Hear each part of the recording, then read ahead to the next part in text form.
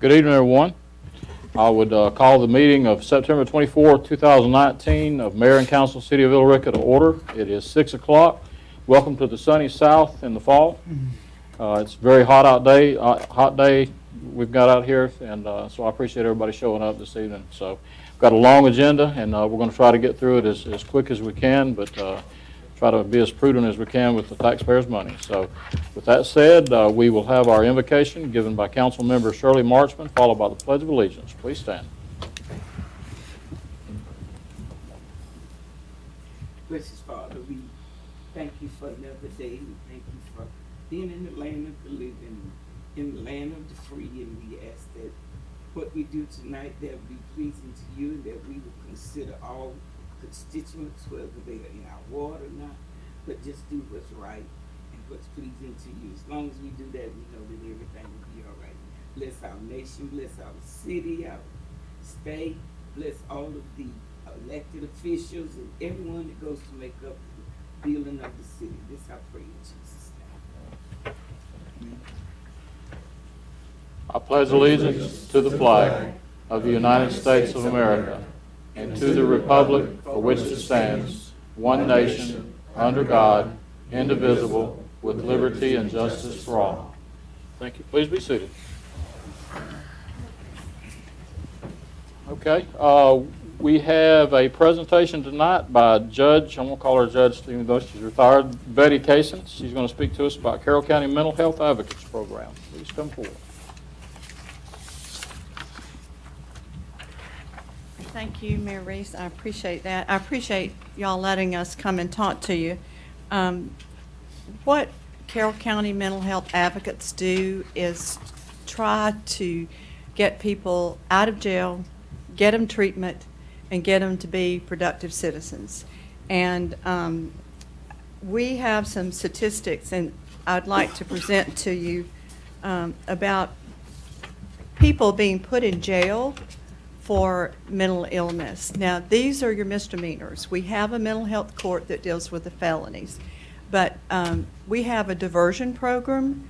We work with our state court judge and our solicitor, and they have done an outstanding job in thinking out of the box to get these people out of jail and get them treatment. They don't need to be in jail.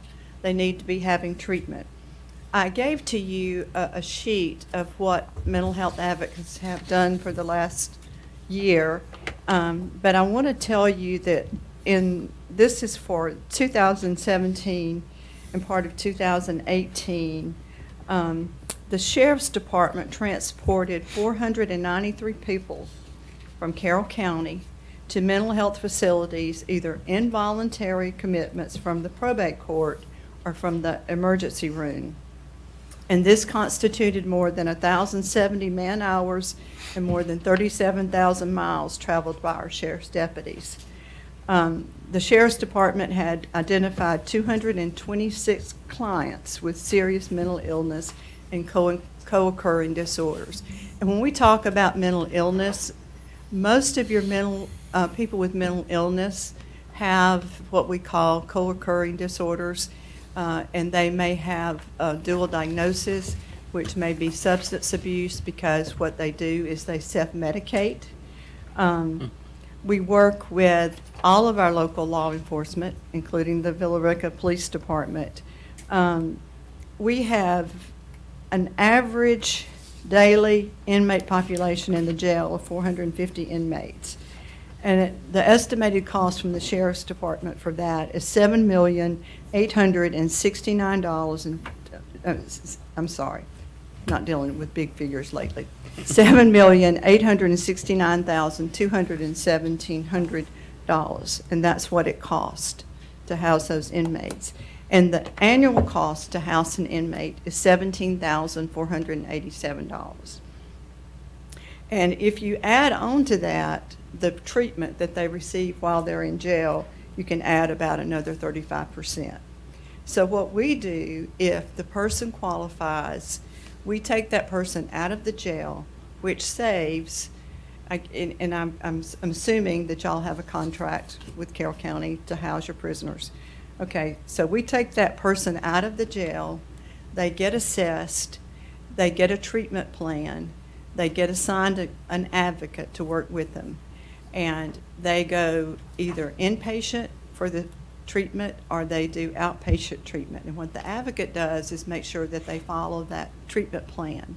And if they do this for a whole year, then the charges are dismissed and they're not in jail.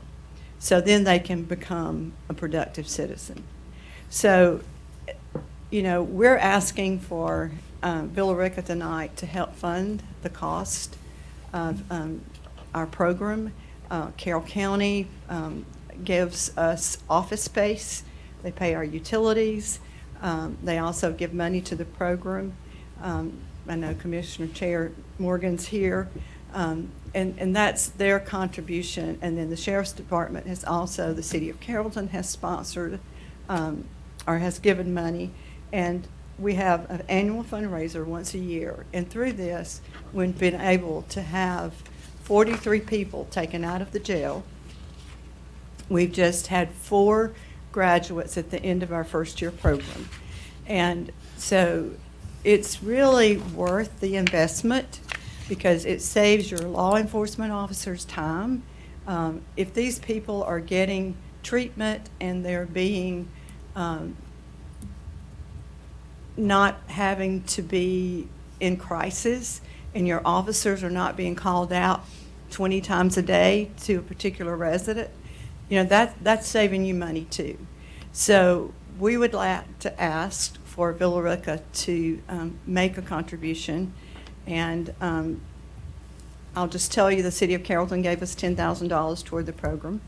And I think it's a good investment, and the return on your investment would be well worth the money. And we service this whole area. I mean, it's not just Carrollton. We service Villa Rica and all the outlying unincorporated county. So if y'all have any questions, I'll be glad to address those. Any questions? Does this work kind of like the way drug court came in? Yes. And started taking those people, and if they could complete a program, you know, they wouldn't have the charges, and then they weren't being incarcerated during that time. But if they violated them, they knew there was a serious, so is it kind of along those lines? It's exactly the same thing. And unfortunately, we've had 3 people that had to go back to jail because they just, you know, it's kind of like, especially if substance abuse is one of their issues. We had a young man that went, got his assessment done. He was all for it. But when he went to see the psychiatrist, and we partner with Willowbrook and with Pathways for the treatment and some other private agencies, all he wanted was a prescription. So he decided that he didn't need to go and see his counselor. He didn't need to go to the program that he was assigned to. So all he needed was a prescription, he said. So he was put back in jail, unfortunately. But yes, it works on the same, it's the same program. If they complete this program and they do everything that their case plan says they have to, and we also have a support group. And right now we have our MACS, and it's through NAMI, the National Alliance of Mental Illness, where we have, and they come in and they go through this, they're there for the support group, and this gives them extra support. The advocate can help them find housing. We've worked with reentry and some other people to help them find jobs. I mean, you think about it. You've been diagnosed with a mental illness, okay?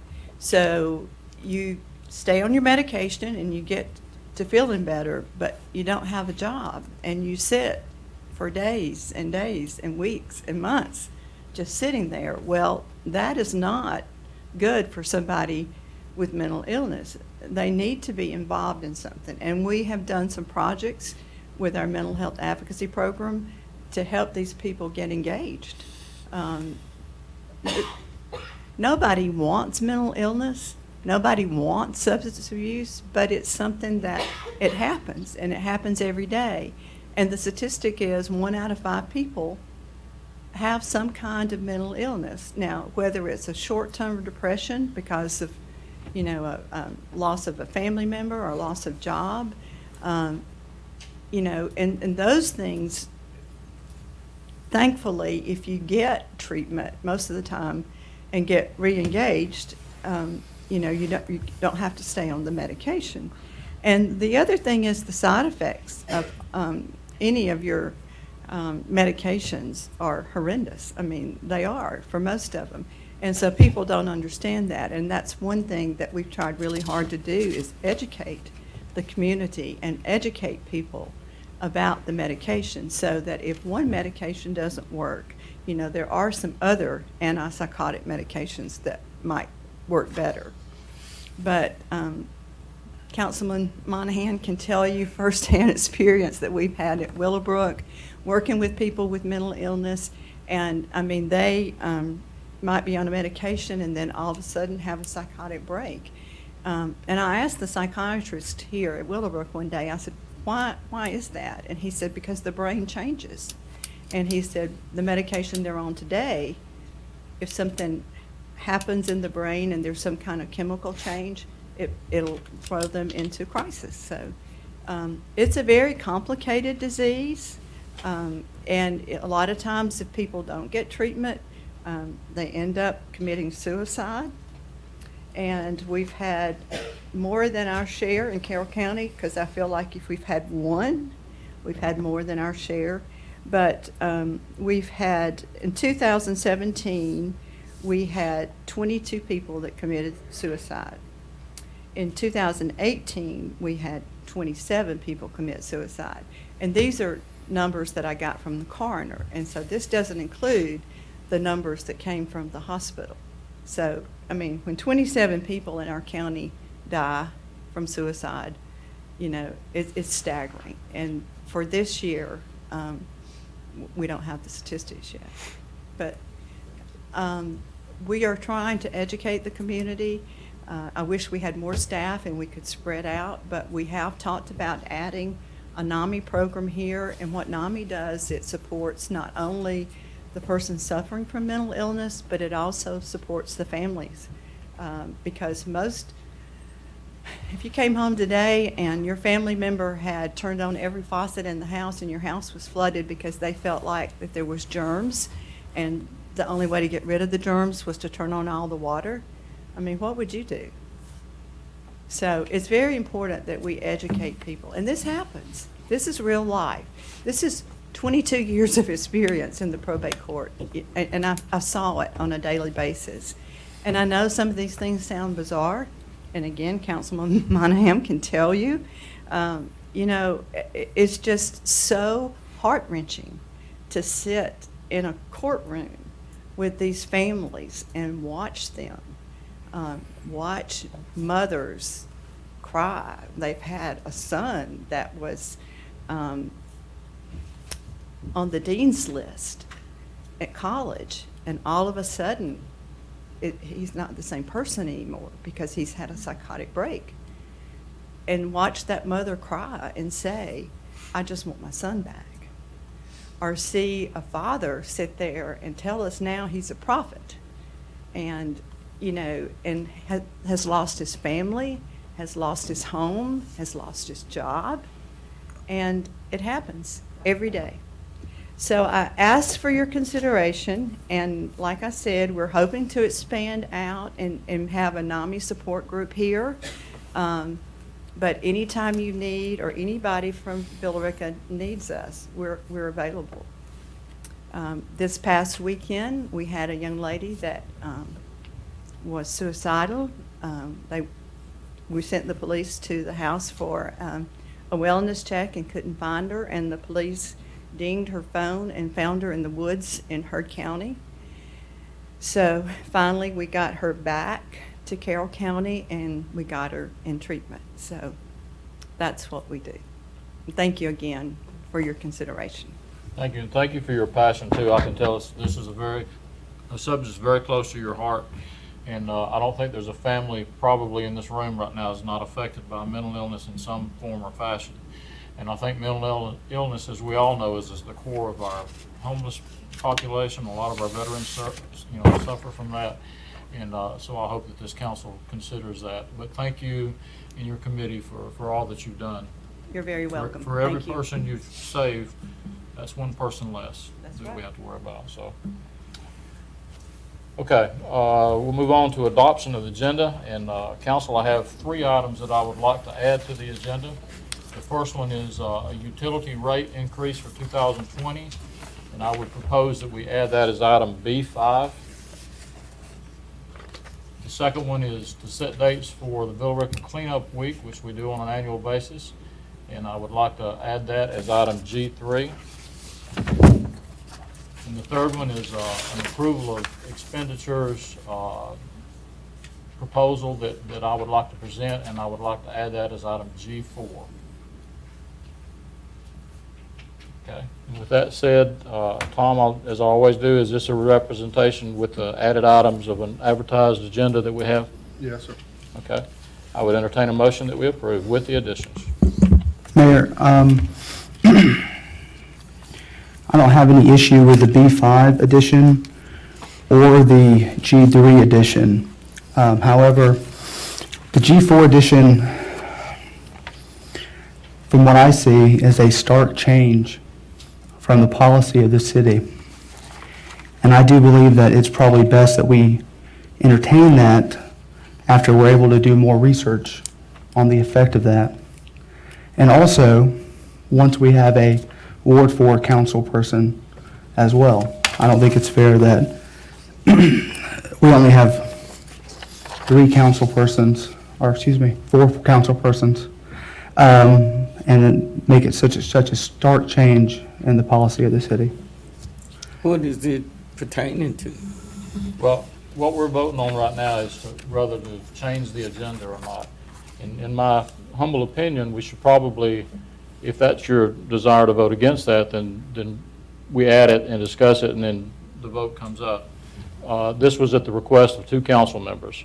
So if you would prefer not to add that, what we will do is vote on the first 2 items, and if you personally don't want to see that 3rd item, then we'll leave it off. But just understand that was the request of 2 council members. Okay. Okay. So we'll take items. Do I hear a motion that let's take all 3 of them, and then if you get the votes, then we won't add that one. Okay. Do I hear a motion that we approve the agenda with the 3 items as proposed or as amended? I'll make that motion. Second. I have a motion and a second. All in favor? All opposed? I don't understand what it is, so I can't, that expenditures, what are we talking about? That's my objection to it. In that case, then I'm going to break the tie to add it to the agenda to answer your question, because you haven't had a chance to ask that question. So by adding it to the agenda, now we will discuss it, and then y'all can vote on it. Okay, so we have an agenda. We have reached the public comments portion of the meeting. Anyone wishing to give public comments, please do so at this time. State your name and address for the record, and please limit your remarks to 3 minutes.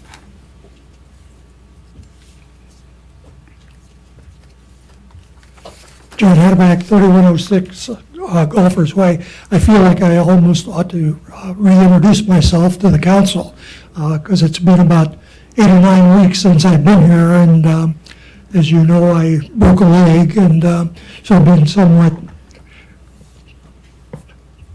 not able to get here. I have a question about the agenda that you just adopted. I have a concern about item C1, which is the hearing that you're going to have on the ordinance change. My concern is that has not yet come before planning and zoning.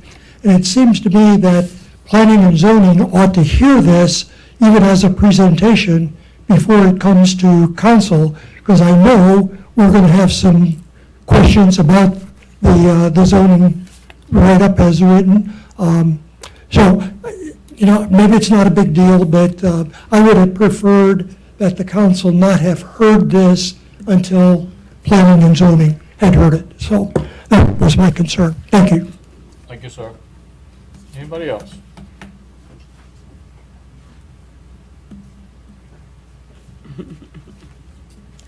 Michelle Morgan, 166 Winbrook Drive, Carrollton, Georgia.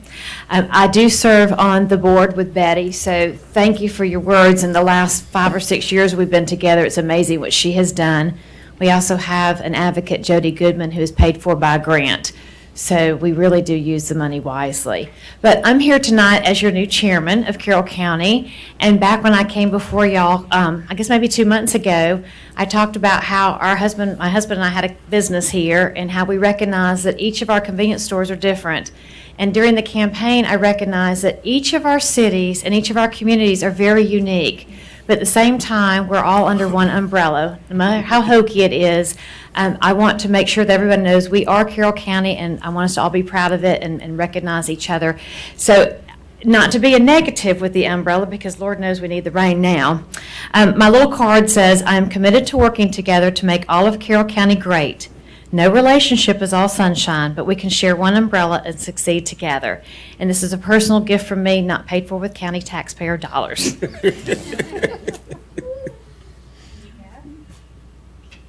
Now, if we just had the rain to come along with it. Thank you. Well, part of this, Leslie, I have to give you credit. When we came up here last December, and brought the new fire engine, you had on a great raincoat. And I went back to our chairman, Marty, at the time and said, Carroll County does not have an identity. Villa Rica has an identity, Carrollton has an identity, our school systems have an identity, so now we're trying to bring us all together as one identity too. So continue to be Villa Rica, to continue to be wonderful as we are VR, but also remember we are all together working. So anyway, thank you. Thank you. Thank you, ma'am.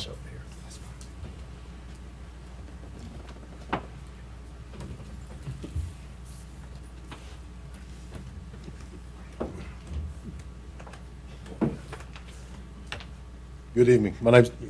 My name's Dan Pierce. I live at 128 Waterford Drive, Villa Rica, Georgia. I'm not well versed in public speaking, so you have to bear with me here. Hope I don't stutter and stumble through too much. I'm here to address the water rate, the water and sewer rate increases, and the third and upcoming water and sewer rate increase. The two previous rate increases have raised my bill to over $200 the past few months. It used to be just under $100. That $1,200 annual that I could spend to repair the AC on my truck, but it's going to go towards water and sewer with the rate increases. I saw the article in the Villa Rican about your goal of financial health by 2020 and the huge amount of revenue it's generated. It stated that the financial experts said always have 3 months of salary in the bank. Us common people don't have that luxury. It also stated that the city's fund balance is at $3.7 million, which is nearly 6 months of expenses, almost double the recommendation of financial experts. The article also stated that Mayor Reese said that we did it, we've got it. I'm saying, yes, you got it, but it's been at a huge financial cost to your residents in this city. I, along with many of my neighbors, for whom I'm here speaking tonight on behalf of, are vehemently opposed to the third rate increase. Most families, including my neighbors and I, rely on two incomes to make ends meet. Some of our incomes aren't even as high as the national median income.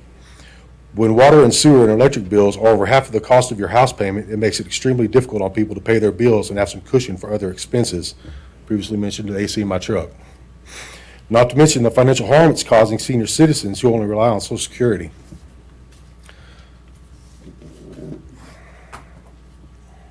Sorry about that. I'm here tonight to request a vote of no from all of you on the third rate increase. I'm also strongly requesting that you have a near future vote to decrease the rates, if possible, for water and sewer, because your residents cannot sustain these high bills in the long term. I would also like to address the mandated trash pickup. I detest the word mandated. I love the word option. The city of Temple gave their residents the option to opt out of trash pickup. I'm wondering why Villa Rica doesn't give their residents the option also. That'll be it. Thank you for your time. Thank you, sir. Anybody else? Okay, seeing none, we will close the public comments portion of the meeting, and we'll move to council updates. And Commission Chairman Michelle Morgan just left. I was going to recognize her as I usually do during this time. So I appreciate her coming up and being with us. I also see Commissioner District 2 Commissioner Clint Chance, who attends most of our meetings back there.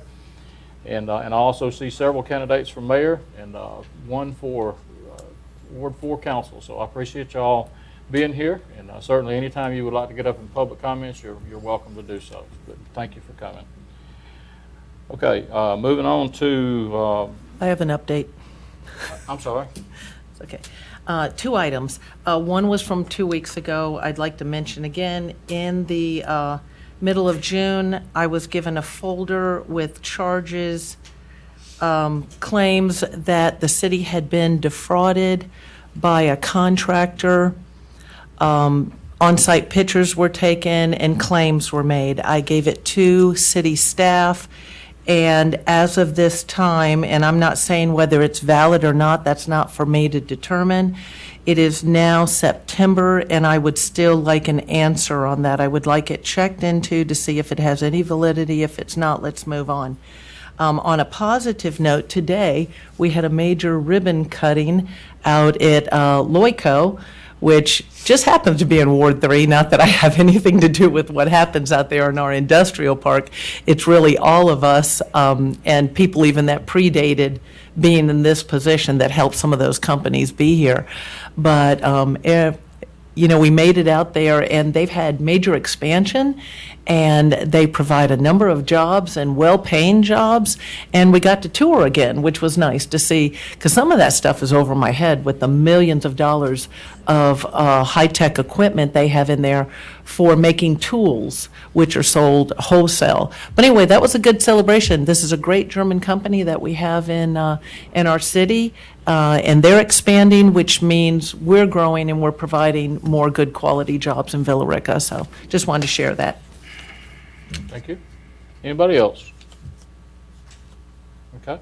Seeing none, we will move on to approval of the minutes. Council, you have before you the council meeting minutes of September the 10th, 2019. I would entertain a motion to either amend or approve.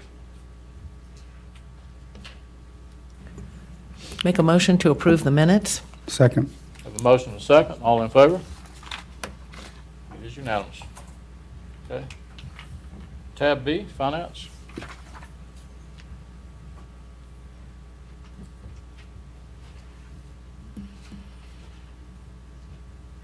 Good evening.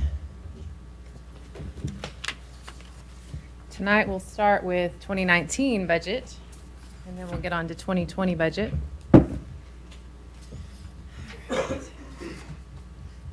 Okay. So first is our financial update. Oh, let me grab that.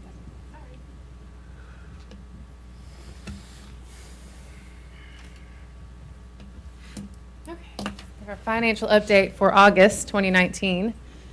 So we are less than a week away from the end of this fiscal year. And so this is through August, which is 11 months through the fiscal year. You can see this is a cash comparison of last year to this year.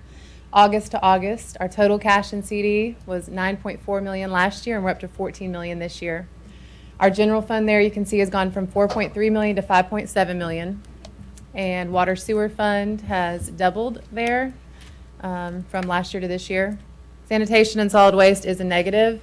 That does not mean we have a negative cash balance in the bank. Those top 3 are part of our pooled cash account, which is our main operating account where we take in receipts and pay checks out of. And then the last 3 are our current balances on our 3 SPLOST accounts. Yes. Council, if y'all want to look at your... Should be on your Surface Pro.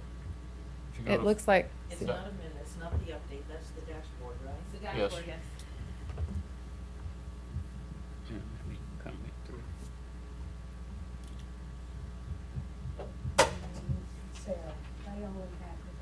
Yeah, it's the same stuff. I just copy it and put it on. I've got, it's on there. Okay.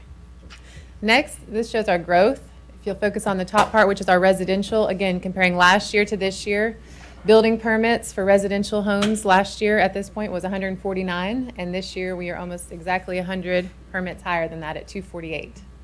Water taps and sewer taps are following suit with that. Haven't seen much commercial growth this year. Hopefully we will. Water and sewer, this is basically our net income statement for this year so far. In the left column, you see August of 2018, so that was year-to-date last year. And the right column shows year-to-date this year. So you can see last year we had a big loss of $316,000, whereas this year we are showing an income. And the top section that shows our total revenue, that's after 2 rate increases. And so you can see about $1.5 million growth there in our revenue. Expenditures haven't grown quite as much, so that's why we're seeing a net income there. Sanitation and solid waste. Again, at this time last year, we had a big loss, $107,000 in the red. Compared to this year, we have made $40,000. Again, that's after 2 rate increases the last 2 years. So, just wanted to highlight. I took SPLOST off of this because it hadn't changed, but LOST, so that's our local option sales tax. We have seen tremendous growth this year, and we still expect a September payment, and then the payment we get in October is actually for this fiscal year. So that we're still expecting 2 more payments for this fiscal year. Total employees have grown from 156 to 169 currently, and that excludes our seasonal employees. And then lastly, our self-funded insurance. Total savings on the plan since October of 2017, we have saved $736,000. The orange box shows the amount of contributions, that is employer and employee contributions. So every payroll, I take the money that's contributed from the city and the employees, we move that to a separate bank account. So far we have contributed $1.4 million this year. The expenses are the actual administrative and claims that have been paid out. So instead of sending a check to a fully funded insurance carrier where they get to keep the savings in their bank account, we are keeping the savings in our bank account. So we have a third party that pays for the doctor visits and the prescriptions directly. So just in this year, in the red box, we have saved $176,000. And that is with, we paid for the Fitbits with savings, and we paid for, and one thing that I've pointed out previously is we don't fully fund the max liability. We fund that at 90%. We've talked about that. So there's even more savings because we don't budget it fully. So question, I asked this last month too. How is the Fitbit thing going? Do we have competitions going on between departments? I'm hoping we'll start that soon. Do you remember how many have gotten their Fitbits so far? So of all of our employees, 112 have received their Fitbits. So we were trying to give everybody a little time to get used to wearing them and get used to using them. So I'd like to see some lively competitions between some of our departments here, especially the recreation department and the police department. Chief? Did No we pressure. have training sessions for all the employees to learn how to use these things? we have not yet. Okay, that's it on that update. So again, that's fiscal year 2019. Sometimes I forget what year we're in. Next will be 2019 budget amendments. So we've tried to bring these to you monthly.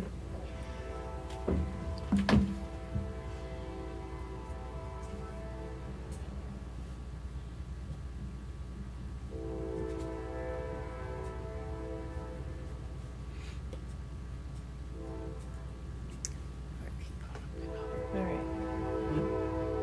Oh, wait a second. Oh, a train.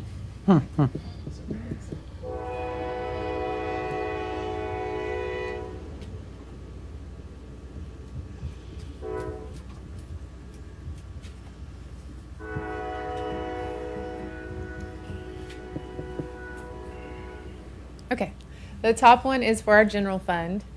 We have, well, this is an item that Jim will be doing later, but basically he'll be asking to recable City Hall, and that'll cost $14,500. And as I showed you, our sales tax is coming in higher than budget, so I'm asking to increase our revenue to account for some of that increased sales tax, and we'll offset that to the expense line item to pay for this recabling. And then the next few items are in our water sewer fund. If you'll scroll down, Elisa. Can you scroll down just a little bit? Okay, just making sure that was it. Okay, the first two are engineering. I think this is an item that Pete, are you presenting this later? That was last week. Okay, so engineering for an 8-inch line from Dairy Queen to Dollar Tree. We have sewer tap fees that have come in higher than what was budgeted, so I'd like to offset that expense with this revenue item. So we'll increase revenue and expense for that for $27,000. And then $35,000, this is the trailer for the new distribution and collection office. Again, we'd like to offset that with the sewer tap fees. So this is their office at the old West plant. We're going to move distribution and collection out there. That's $35,000. Thankfully, we have increased revenues to cover that. So that'll be a $62,000 change to the water and sewer fund. Questions for staff? Council, you have a motion written up in the cover. I would entertain a motion.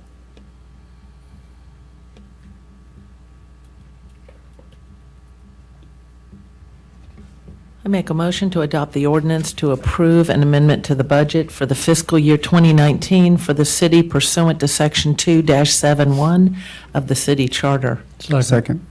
Have a motion in 2 seconds. All in favor? It is unanimous.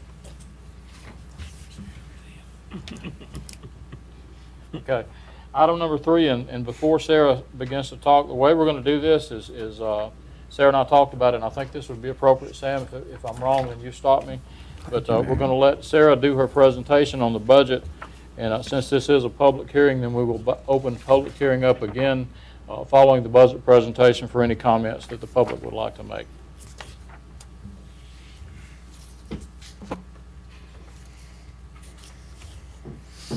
Okay. So switching fiscal years, we're going to talk about fiscal year 2020.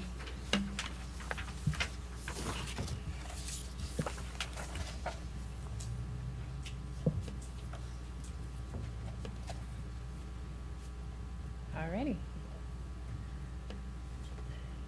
So in 2018, when we started talking about the budget that year, we started talking about this idea of moving towards financial health by the year 2020. Some of the things we were looking towards was making the enterprise funds self-sustaining, because previously they had been subsidized by general fund or SPLOST money. Next, we wanted to generate positive cash balance. Those cash numbers I showed you look pretty good compared to where we were. Even our water and sewer cash balance had been negative at one point. We wanted to cover operating costs without subsidy, and we wanted to prepare for the increasing bond payment in February of 2020. And I put check marks next to all those because we have achieved that. Those things we have achieved. And we're not even to 2020 yet. But we want to keep the train moving. And so that's what we were focusing on this year for the fiscal year 2020 budget. We still, even though we have achieved that financial health that we discussed, we have other things that we need to continue on or start. Water and sewer infrastructure is in dire need, and that list keeps growing. So we've learned things since 2018 for water and sewer infrastructure that need to be addressed, and it will cost us money for that. Street improvements, trail system that's been presented to council, park improvements, a possible new municipal complex, renovation of downtown, Mirror Lake connector. So that's some of the things we were looking towards as we talked about this 2020 budget. Our total budget as proposed is $32.7 million. That is all funds. You can see the biggest piece of the pie there is the general fund, and water and sewer is the next quarter of the pie, and then all of our other funds, SPLOST, sanitation, hotel fund. So $32.7 million. We did print an August 15th version of the complete budget, and so these are the changes since then. The total budget for general fund has gone down by $210,000 since that version. Some of the things that were done, which net to that $210,000. That first section are the items we've removed from the budget. Microphones and a TV for this courtroom. Travel and training for Ward 5. A comprehensive parks plan. Rock sign replacement for city parks. And a consultant for urban redevelopment plan. Those items have been removed. We had a few items that were reduced. Hourly pay for the IT tech and assistant city clerk. We did reduce travel and training for a few departments and dues for one department. We did have some increases. We had a training sergeant requested position that had been delayed by 1 month. We were able to move that up to 12 months. So that is now no delay with our personnel requests. And then we were able to put the general fund contingency to $104,000. So all those changes netted to the decrease of $210,000. We did have a couple changes to the water and sewer fund as well.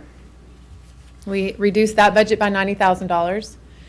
Some of the expense items that we reduced were chemical purchases for the water plant, right-of-way maintenance, and travel and training for one department.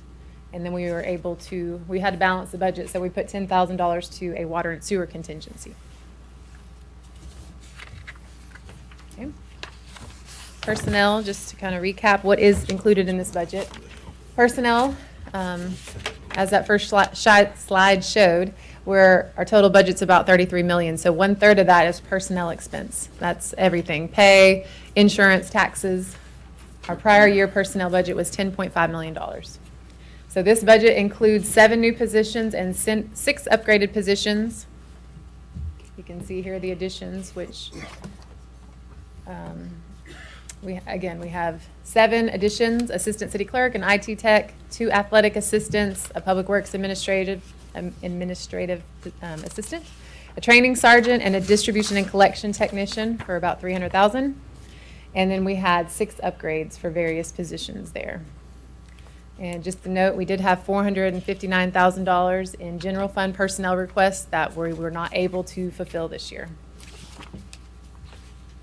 This budget does include pay increases for the staff, $168,000 to fix the pay structure. We're continuing the salary study that was begun last year when we had a firm come in and study all of our positions, trying to get us to market pay. So this continues that. And then we've also included $62,000 for a 1.5% cost of living adjustment. This would be for the folks that aren't getting part of that top box, the phase 2 of the salary study, because we don't want to lag in updating them. We want to keep, now that we've fixed them compared to the market, we want to keep that current. So giving them a 1.5% cost of living adjustment. Let me stop you right there, just because there may be some folks in the audience that this is moving a little bit fast for.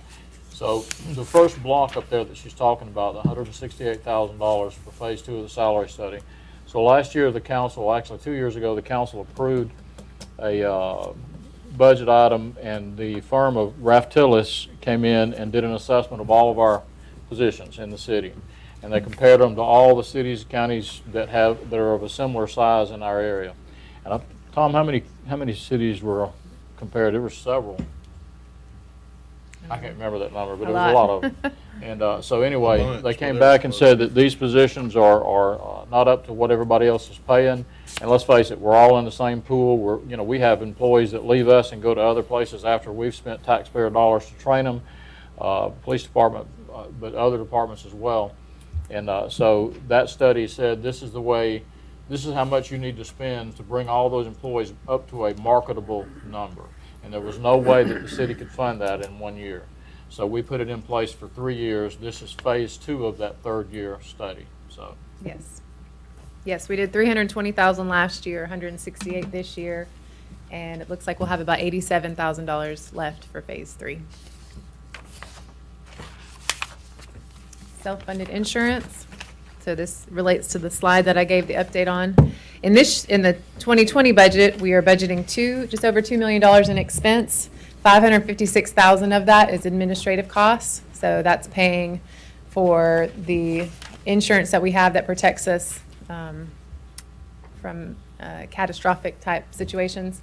And we pay a third party. Like I said, my office doesn't deal directly with the doctors. We have a third party that handles those payments for us, and paying our broker and things. That's all included in that.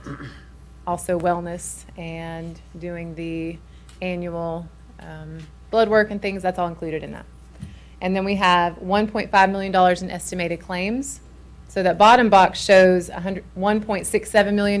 That's maximum claims. That's what the underwriters say that we could, that's the maximum we could hit.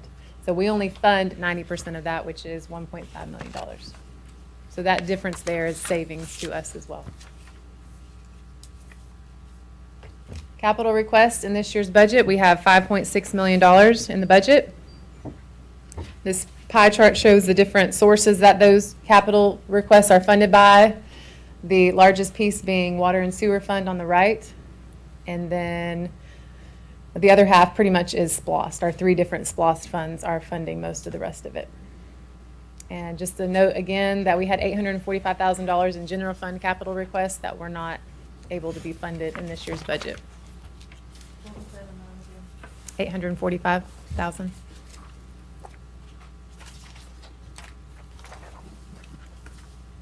Okay, proposed rate increases. So if you think back to the earlier slide, yes, we achieved the financial health points that we were trying to achieve by 2020. And then we have the let's keep the train moving. So in order to acquire debt to pay for the water and sewer infrastructure needs that we have, we're looking at additional rate increases. So what we are proposing for this year's budget are base rate increases. The last 2 years have been volume rate increases. This is a base increase. So for water, it's $1 for residential customers, 50 cents for eligible low-income seniors, and 8.33% for commercial and industrial. For sewer, it is a $2 increase for residential customers, $1 for eligible low-income seniors, and 16.67% for commercial and industrial. These increases will be effective January 1st of 2020. That gives us time to let the public know and advertise, get the word out. The water increase to the base will provide us $71,000 additional revenue in this budget, and the sewer base increase will provide $104,000 additional revenue. Let me just do a quick summary here, and I apologize, I'm not meaning to take up more time than I need to, but just for those in the audience that didn't understand exactly what we were talking about. So when we realized that we had enterprise funds that were in the red, the council made a decision to go to you, the taxpayers, the people that pay the rates, and to increase those, to get our enterprise funds back in the black, which we've achieved. Our call was financial health by 2020. We achieved that by 2019. So thank y'all. Y'all made that happen. And thank you to staff for putting that together. So we are, if you've heard me say this before, especially in the budget meetings, we're at a new phase now. So we've identified, we've got the budget back where it should be. We're on the financial path that we should have been all along. But now it's time to fix the problems. We've identified millions of dollars of problems that we have in this city with our infrastructure, sewer problems, water problems, transportation problems. So it's time to fund those now. There's no way that we can raise rates on water and sewer enough to pay for those changes. There's no way. You couldn't afford the water and sewer. And to the gentleman's point that got up and spoke in public comments, I understand that, and this council understands that. But we also understand that if we don't fix the problems now, then it's not going to get any better. You saw the growth in the housing that we have every year. We have other problems. We have areas of this city that the water pressure is so low that it's dangerous. And those problems have to be fixed. We have problems with our infrastructure as far as sewer is concerned. We have to fix those problems. So in order to do that, there's several funding sources. There's GFA, there's SPLOST, LOST, capital improvements. There's different ways to look at it. But if we're going to try to get a GFA loan, we have to prove collateral, basically, to put it in words that I can understand. And so by raising these rates at this level, we have moved to that next step, which is fix the problems. For the last 3.5 years, we've fixed the debt problem. We've balanced the budget. We have more in cash reserves now. We have the lowest millage rate in recorded history in this city. It's time to move to the next step, which is to fix the problems that we've identified over 3.5 years. So that's what we're talking about.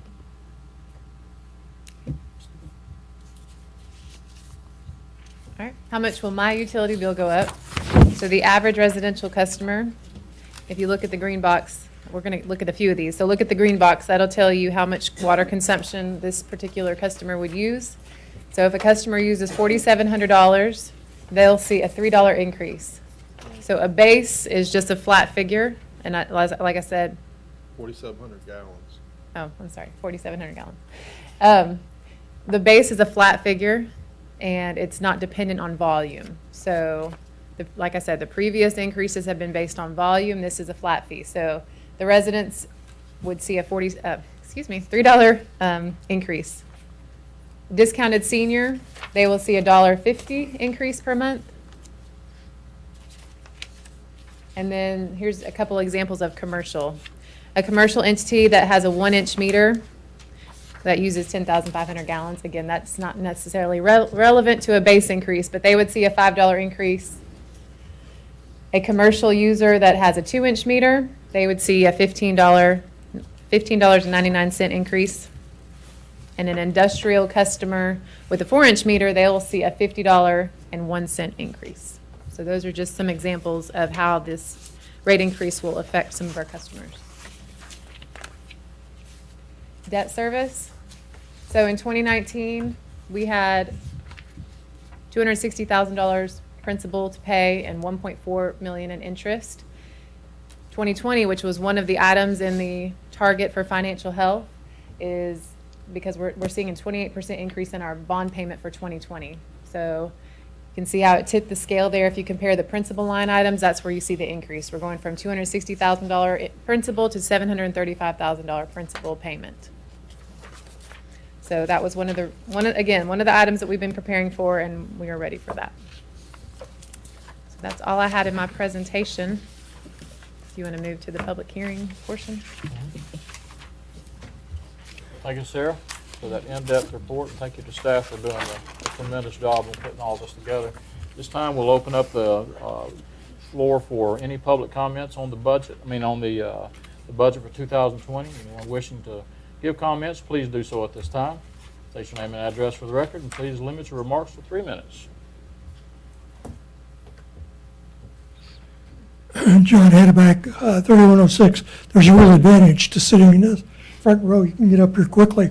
Well, here we are at budget time again. 2020 budget must be approved tonight.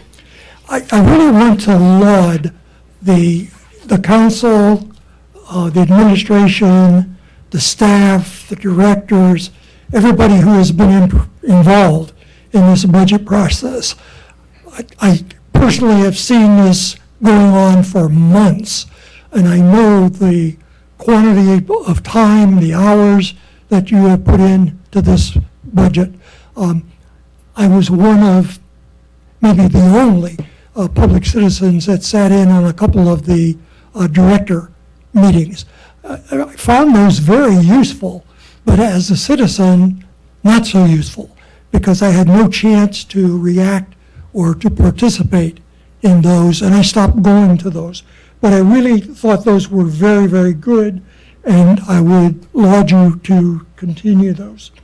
I know you've spent many hours on this budget, and yet, in my opinion, it's not a good budget. It contains far, far too many wants and not enough needs. I laud you for what you've done with the improvements in water, sewer, but there are areas where we could put more money into that. Those things have to be fixed. They've got to be improved. And I think there are areas in this budget that I consider wants that you could put into that budget to improve the needs of this city. I think there are literally hundreds of thousands of dollars that could be moved through maybe creative ways to move funds from one budget into another that can be done creatively, legally, legitimately. Because do we need all these added personnel? In my opinion, no. More administrator or more assistant athletic directors, that's a want, not a need. And a splash park, that's a want, not a need. I know that's been trimmed back, but we have a great financial officer, very knowledgeable, very competent, supported by an excellent administration. And I just think there are ways that some of these things could be manipulated to improve the wants or the needs that the city has as opposed to the wants. And I'm not going to go over my suggestions for those. I've submitted those to council in the past. You'll pass this budget tonight. it may be the best budget that you can do. But I object to the budget, some of these budget increases, not the water and sewer increases. Those increases, I think, are necessary. Not the salary increases. I think those are necessary. The COLA, those are necessary. But there are other areas that are wants and not needs, and I urge you to consider those. Thank you very much. Thank you, sir.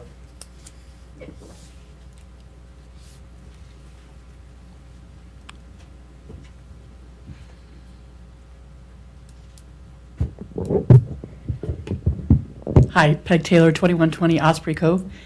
I was just going to make a statement regarding the young man that was talking about the water increases. And I don't know if this is something the council's considered, so I'm just going to throw it out there. As far as like conservation efforts, maybe there could be what do you call those, water flow restrictors that could somehow be partially financed, or maybe grants could be made for businesses and or homes that might need to adjust their showers and their sinks so that it's low flow, or toilets. Just throwing that out there, that's all. I think we still, and normally we don't respond, but Tom, do we still do that at City Hall? Do we still give out those kits for your tanks for the toilets? Not at City Hall, so Did we stop doing we that? have them at, I don't know that we give anything out, but we do a toilet rebate. If your house was built after a certain age and you replace the toilet for a Low flow.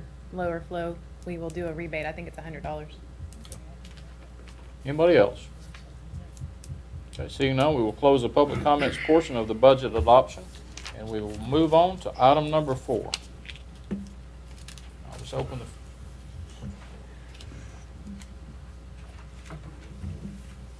Any questions for staff? Is this our discussion time? Mm-hmm. I have a few. I was just, because we haven't really had a chance to talk since some of the additional cuts were made, some of the suggestions that came from us, from you all. And this, I think, is probably a pretty simple question. I noticed that we reduced the dues in one department.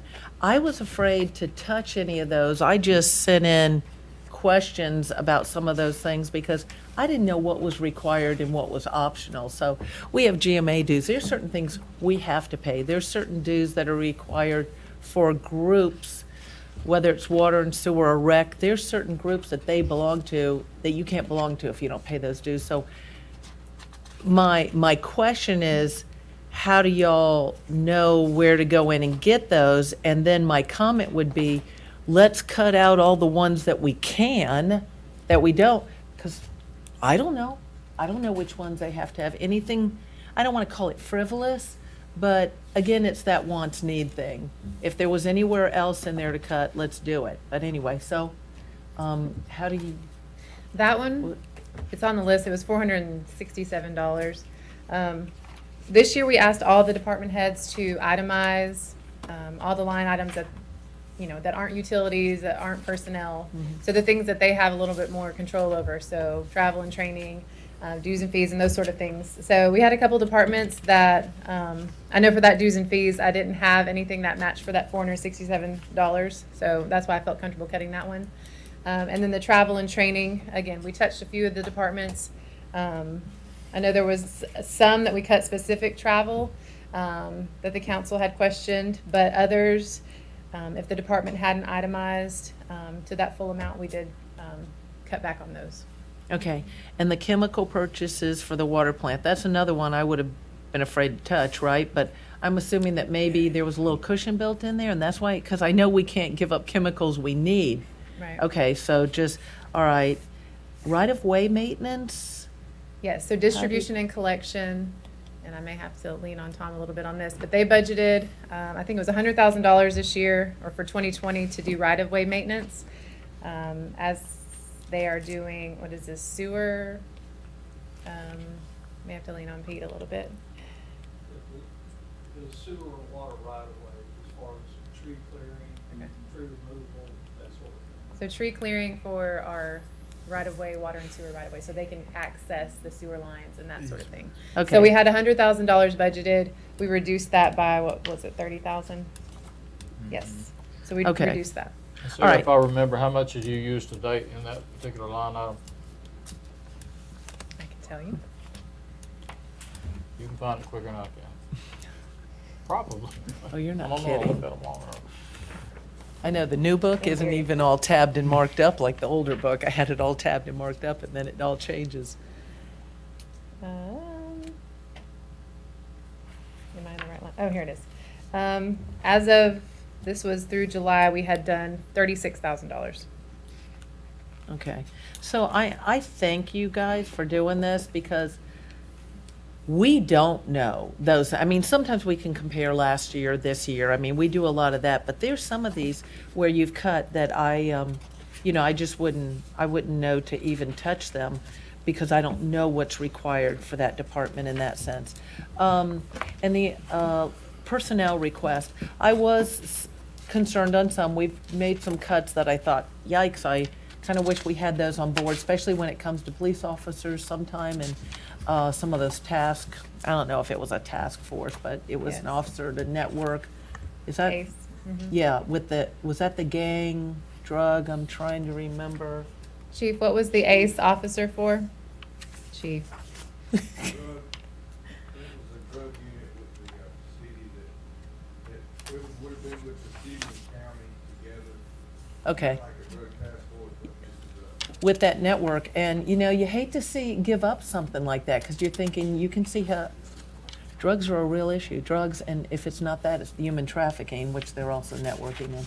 And my question, and this is where we rely so much on you, Tom, to know, is I had just questioned, do we need both recreation upgrades and assistance? We don't know if people are buried in there. I mean, we can't tell. So I would just say that we are really dependent on you to tell us what's a need and not in the different hires and upgrades. Are we going to attach, well, let me just say this. Are we going to get a good evaluation system in force? Active, So we are doing evaluations currently, and part of this, one of the requests this year in the Human Resources Department is to move to a new evaluation system. I believe it was for $11,000. Page 50 of your budget book, included in the professional services there. You can see it is a new learning management and a new performance management system. And that was something that she had presented when we did the departmental meetings this summer. okay, so we'll get something the details on that and all. And the last thing I have is in regards to water and sewer rates, and I don't know if Councilman Momtahan wants to chime in on this at all, because we felt real strongly there needed to be a sunset. We didn't want the volume increase, because, I don't know, I get a lot of complaints about the expense of water and sewer, and I try to help people as much as I can, because I've got water saving. Have you done this? Have you done that? Have you checked for a leak? Did you call the city out?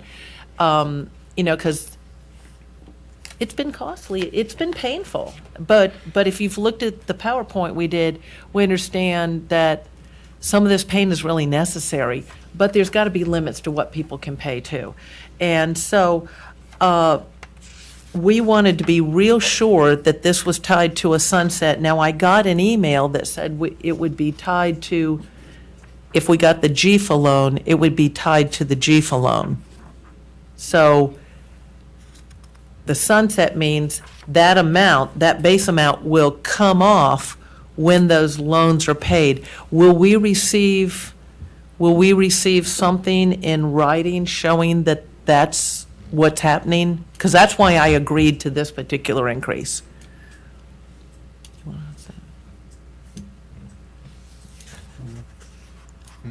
Are you asking Tom? Yeah, I'm My- asking my him. I under- didn't know if you wanted to say anything else about it, because I know My it was. understanding from the conversation we had about it is you can't bind a future council, so you could approve it, but it doesn't have any restriction on whoever's here 10 years from now. That doesn't look, Mayor, were you in the meeting where this was talked about? I was, and my understanding was that instead of doing the compromise was, Councilmember McPherson wanted to have a sunset rule that basically said after 4 years, this rate increase would stop. Our city manager's point was, and the discussion, as I recall, was that that's not really feasible, because if we have a 10-year debt that we have to pay on the GFA loan, to remove it after 4 years is not appropriate. Obviously, you still have to pay the debt. You can't just stop paying the extra. So the compromise was that once the GFA loan was paid for, GFA loans perhaps, that would sunset, in essence. It would come off. That's my understanding of what the discussion was. And actually, the idea came from Councilman Momtahan on the sunset, and I kind of chimed in afterwards and liked it, because this is considered like a capital improvement. So like if you were going to build a road and they were going to charge tolls for it, and said these tolls were going to be charged until the road is paid for. And so because this is for capital improvements, we thought it would be appropriate to assign it to that, stipulate it that way on the bill, and then have it come off when those improvements were either done, or in this end, the compromise was when the loans were paid off. Right. And again, your point's well taken, and the one that we all remember is the toll road on 400. They continue to take tolls and paid taxes after it was paid for. So Councilmember McPherson's point was that this needs to come off as soon as that GFA loan's paid, and I agree with that. So as far as it binding future councils, you're right. I guess those councils can choose to vote how they please, but I would certainly hope that they would understand why this council felt that way and vote the same way. I absolutely agree with Councilman McPherson, and my understanding was that we would be presented with the compromise version of the rate increase, but it's not in our agenda, so I guess that means we'll just have to make a motion to make that happen, one of us. And you will be seeing the rates separately in the next agenda item? So Yes. if that one's... Yes, please. Any more questions or comments from staff? Because I have a few things I want to say. Well, I just was listening to when you was talking about the chemicals, and I was wondering if it was decreased because you didn't use that much, and is that why they did the decrease? Because Lord knows we need chemicals in our water, So that was my question: is it decreased because you got up to a certain level and didn't need that extra? You want to help me out, Pete? Well, we've aggressively treated. Yeah, because we want to watch this later tonight on video just for fun. I'm sure. So we need to hear you. We've aggressively treated all 3 lakes this year. They've been kind of stubborn. Mm-hmm. And so I think what we originally intended to was to put a buffer in there a little bit to make sure that the particular, one particular chemical that we do use is very expensive. Mm-hmm. It's very effective, but it's also expensive. Mm-hmm. So we think that by paring this amount down a little bit, we'll still be in pretty good shape going forward. If the conditions continue, we hope they'll improve next year, where we don't have to treat the lakes quite as much. Yeah, and just to clarify, this isn't where we're taking chemicals and pouring them into the water that's going into the pipes.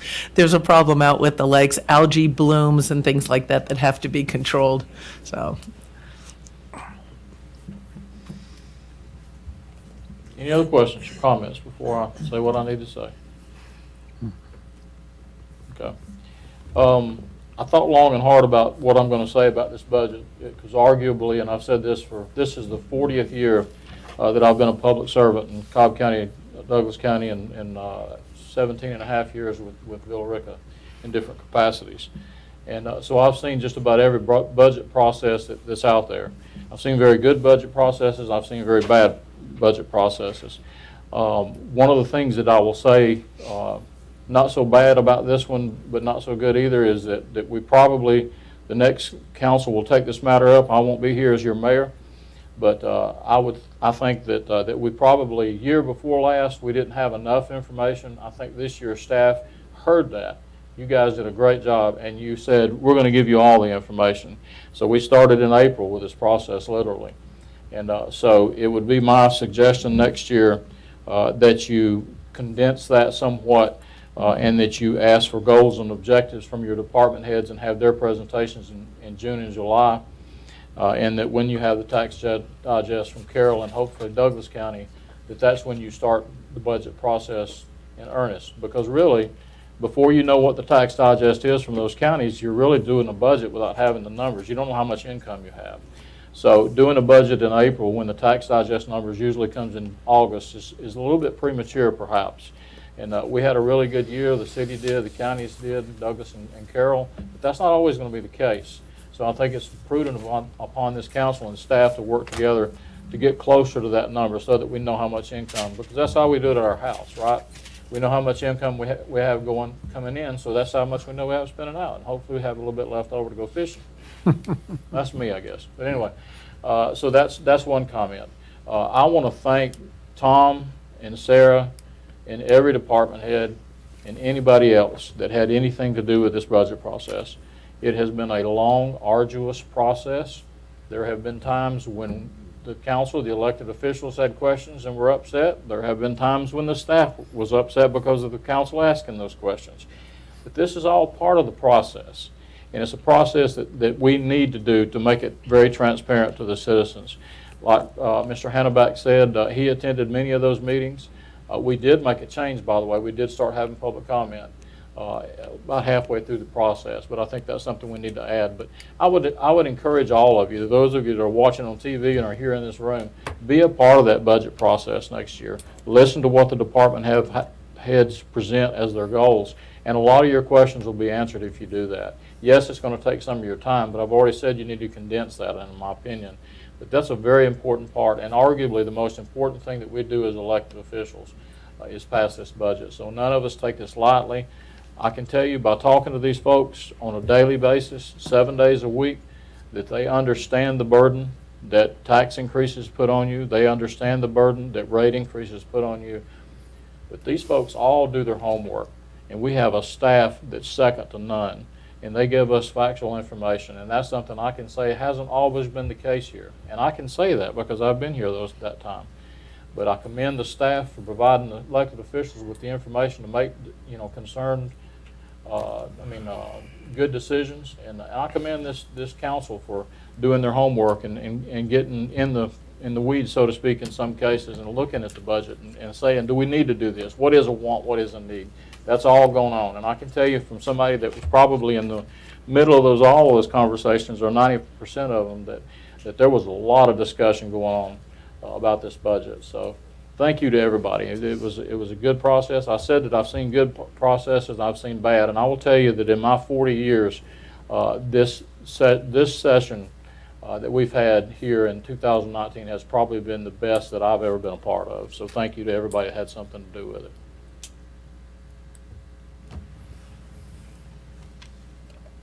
Go for it. Because I was going to ask Sam how we propose to have that added in or whatever. Well, I thought we'll just approve the budget on this one, and then on the utility, on the next item where we would get that stipulation. That was my thought. Right, that was my understanding. So Sam, at this point, or Tom, Or vote on the budget, I should I say. have an ordinance in front of me. Do we vote on it? I don't see any cover sheet that says vote on it, or I don't have that cover sheet if there is one. I've got some language I've worked up for a motion if you need to make one. Okay. I make a motion to approve, and I'm just stating it, someone can restate it if they need to, or just say what he said. I make a motion to approve the ordinance to adopt the city budget for the fiscal year 2020 for the city of Villa Rica pursuant to section 6.33 of the city charter. So moved. You got all that? Okay. I have a motion. Do I hear a second? Have a motion, a second. Any further discussion? Any further discussion? If not, please signify by raising your hand. Thank you. Thank you. Do we need to read this ordinance aloud, Sam, or is that, I don't think we've ever done that in the past, but read the ordinance? I don't think so. I mean, we just passed the motion to put the Wanna make ordinance sure. into effect. Next. The next item is the official rate increase approval. So again, this is a base increase, not a volume increase as we've had in the last 2 years.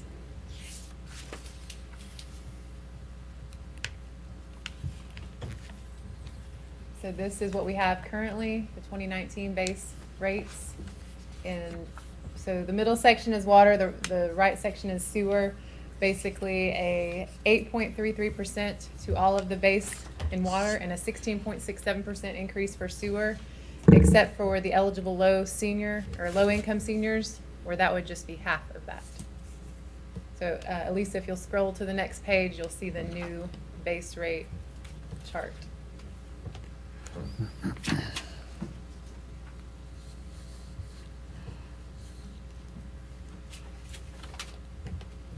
Any questions? And this rate would take effect, January 1st, 2020.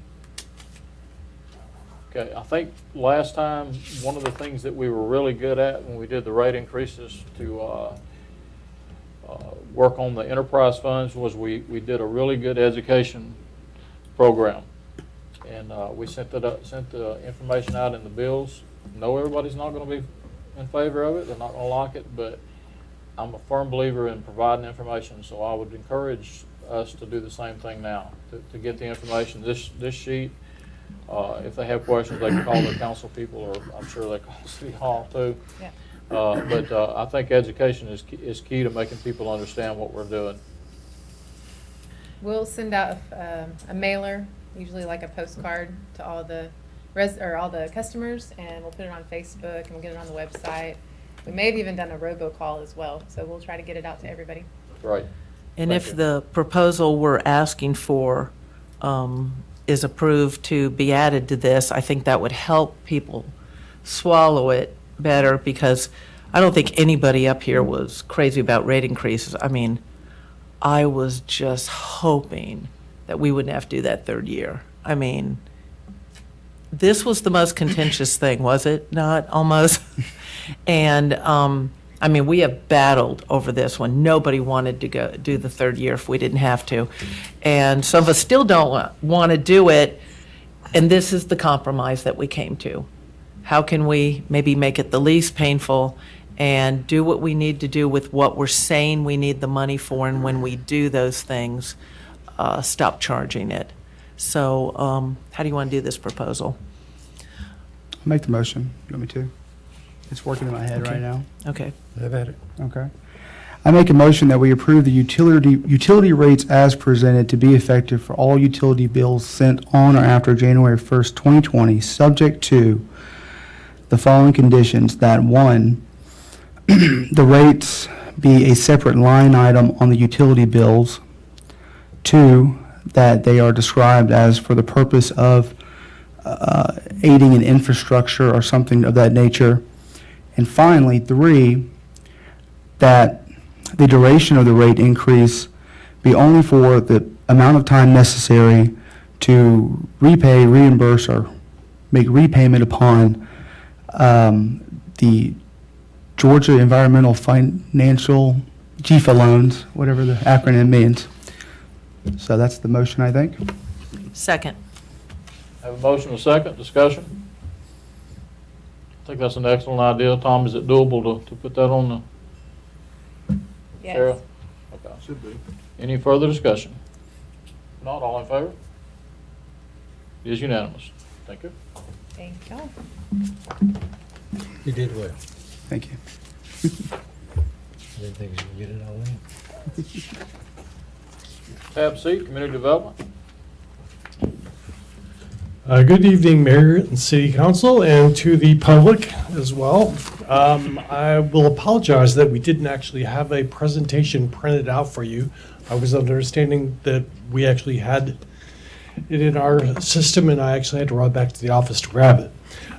This, to Mr. Habeck's comment, The purpose of this presentation is more or less an introduction to the project.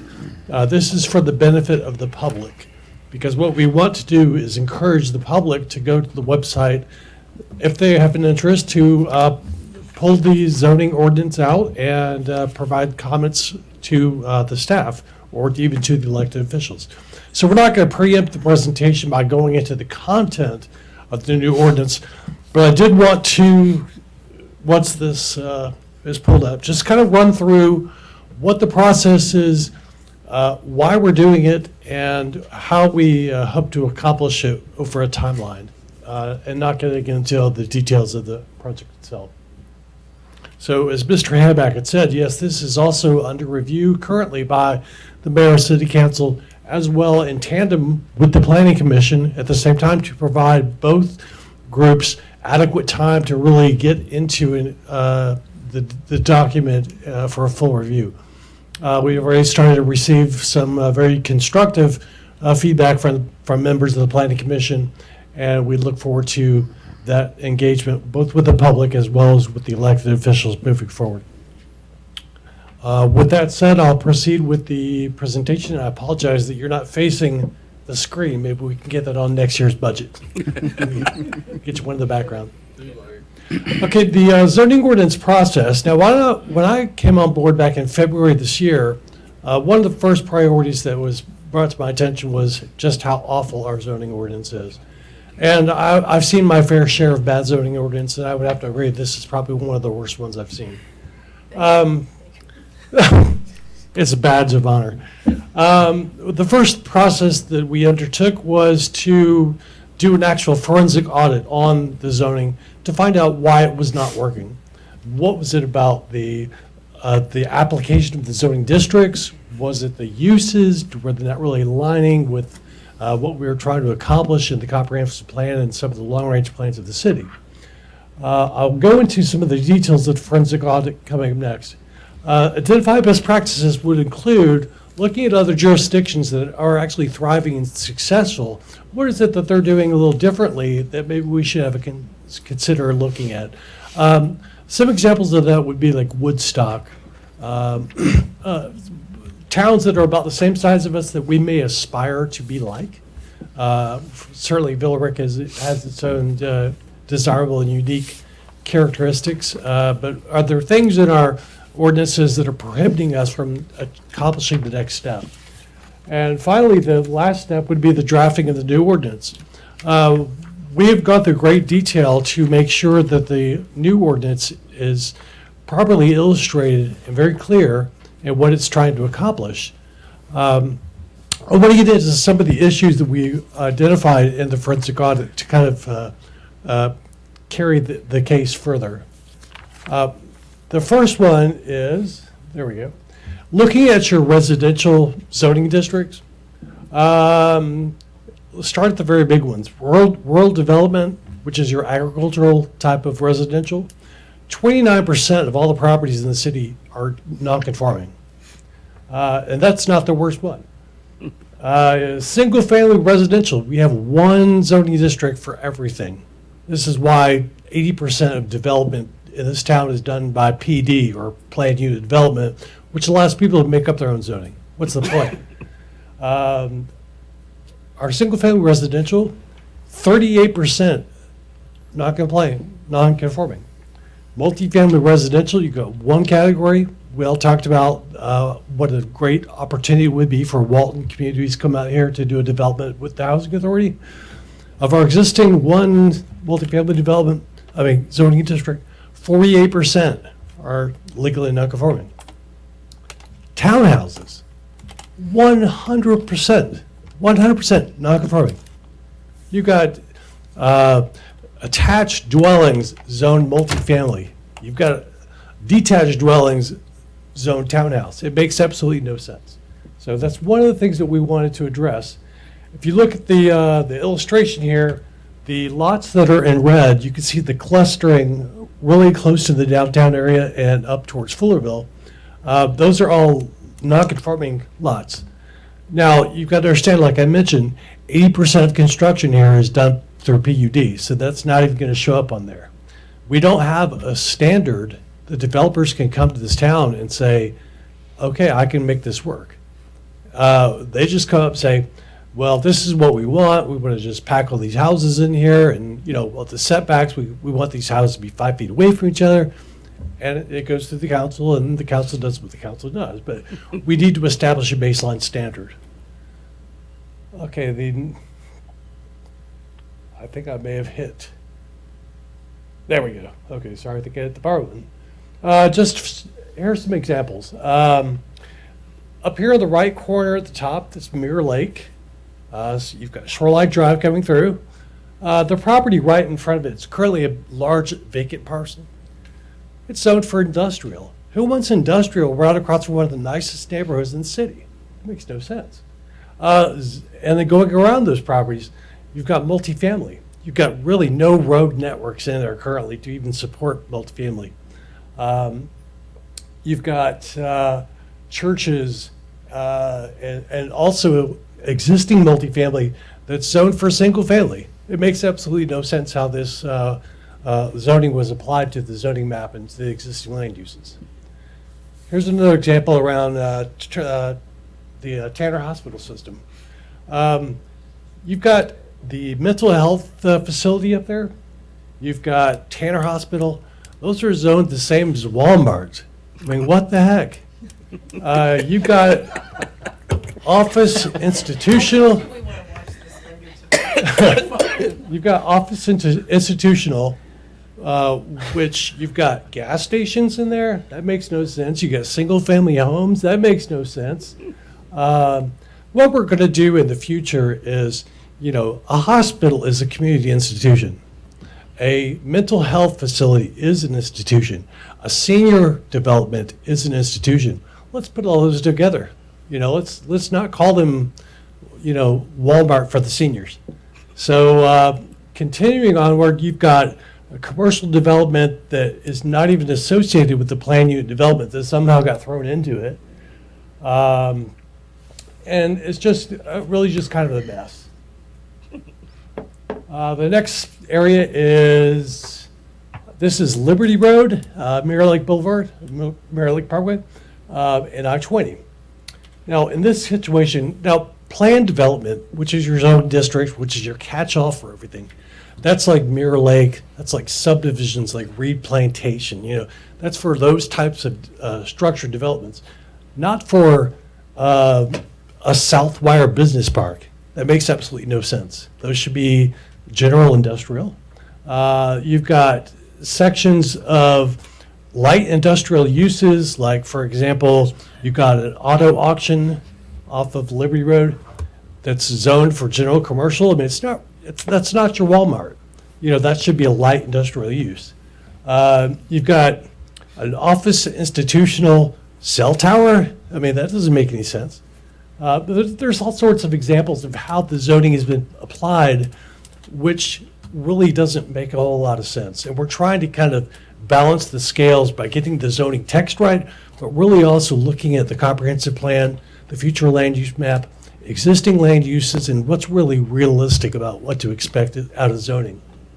One of the philosophies that I have as a planner is that it's dangerous to do preemptive zoning to attract business or types of development for two reasons. One is that the city council loses all leverage with respect to how that development will turn out, what types of uses will be allowed associated with the development.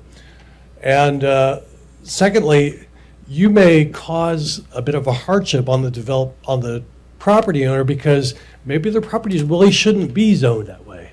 I mean, maybe the property across from Mirror Lake should not be zoned in light industrial.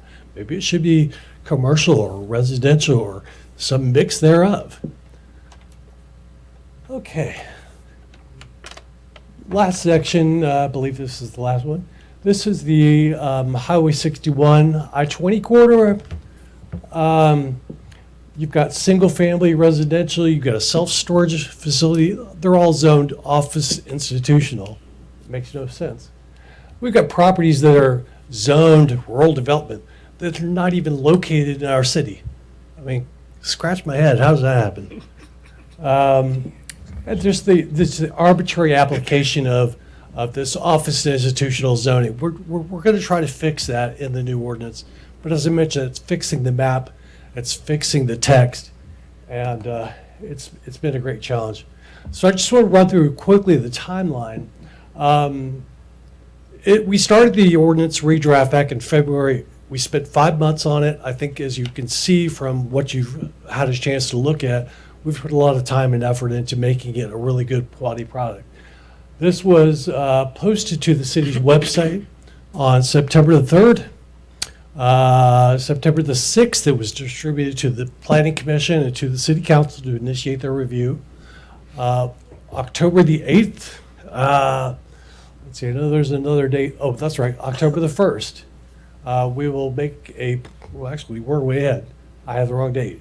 Today, presentation of zoning ordinance nope, that's October 1st to the Planning Commission.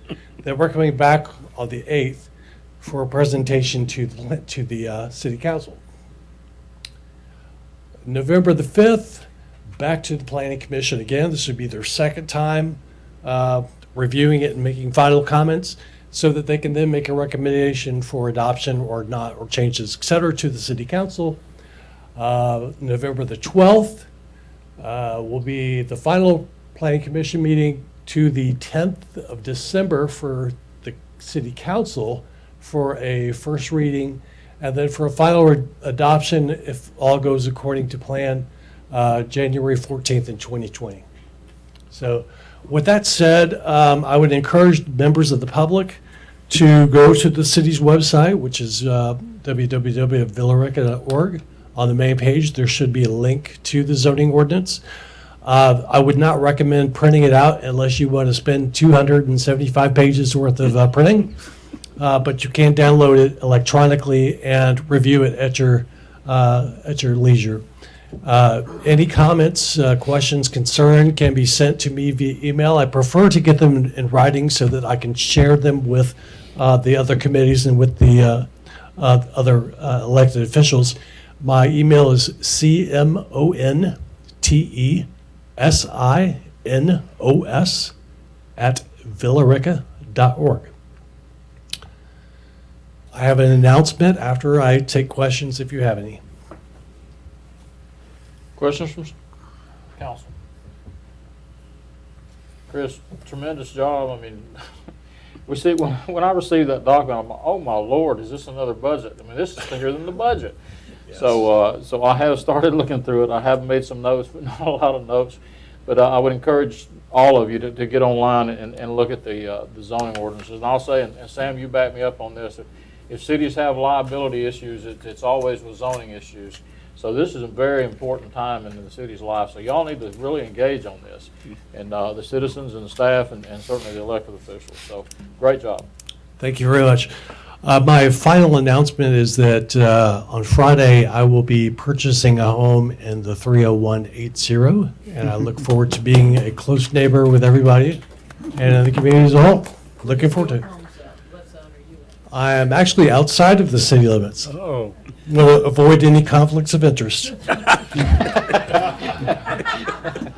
Quick on his feet, too. Thank you all for your time. Thank you, Chris. Okay. I don't believe I've ever heard the word heck used in a council meeting. But other than that, I always see something different. Tab D, Parks and Recreation.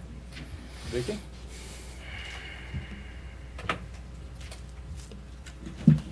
Good evening, Mayor and Council. The item that is before you this evening, this is a recommendation on a vendor to replace the existing playground equipment at Goldust Park. I'll wait.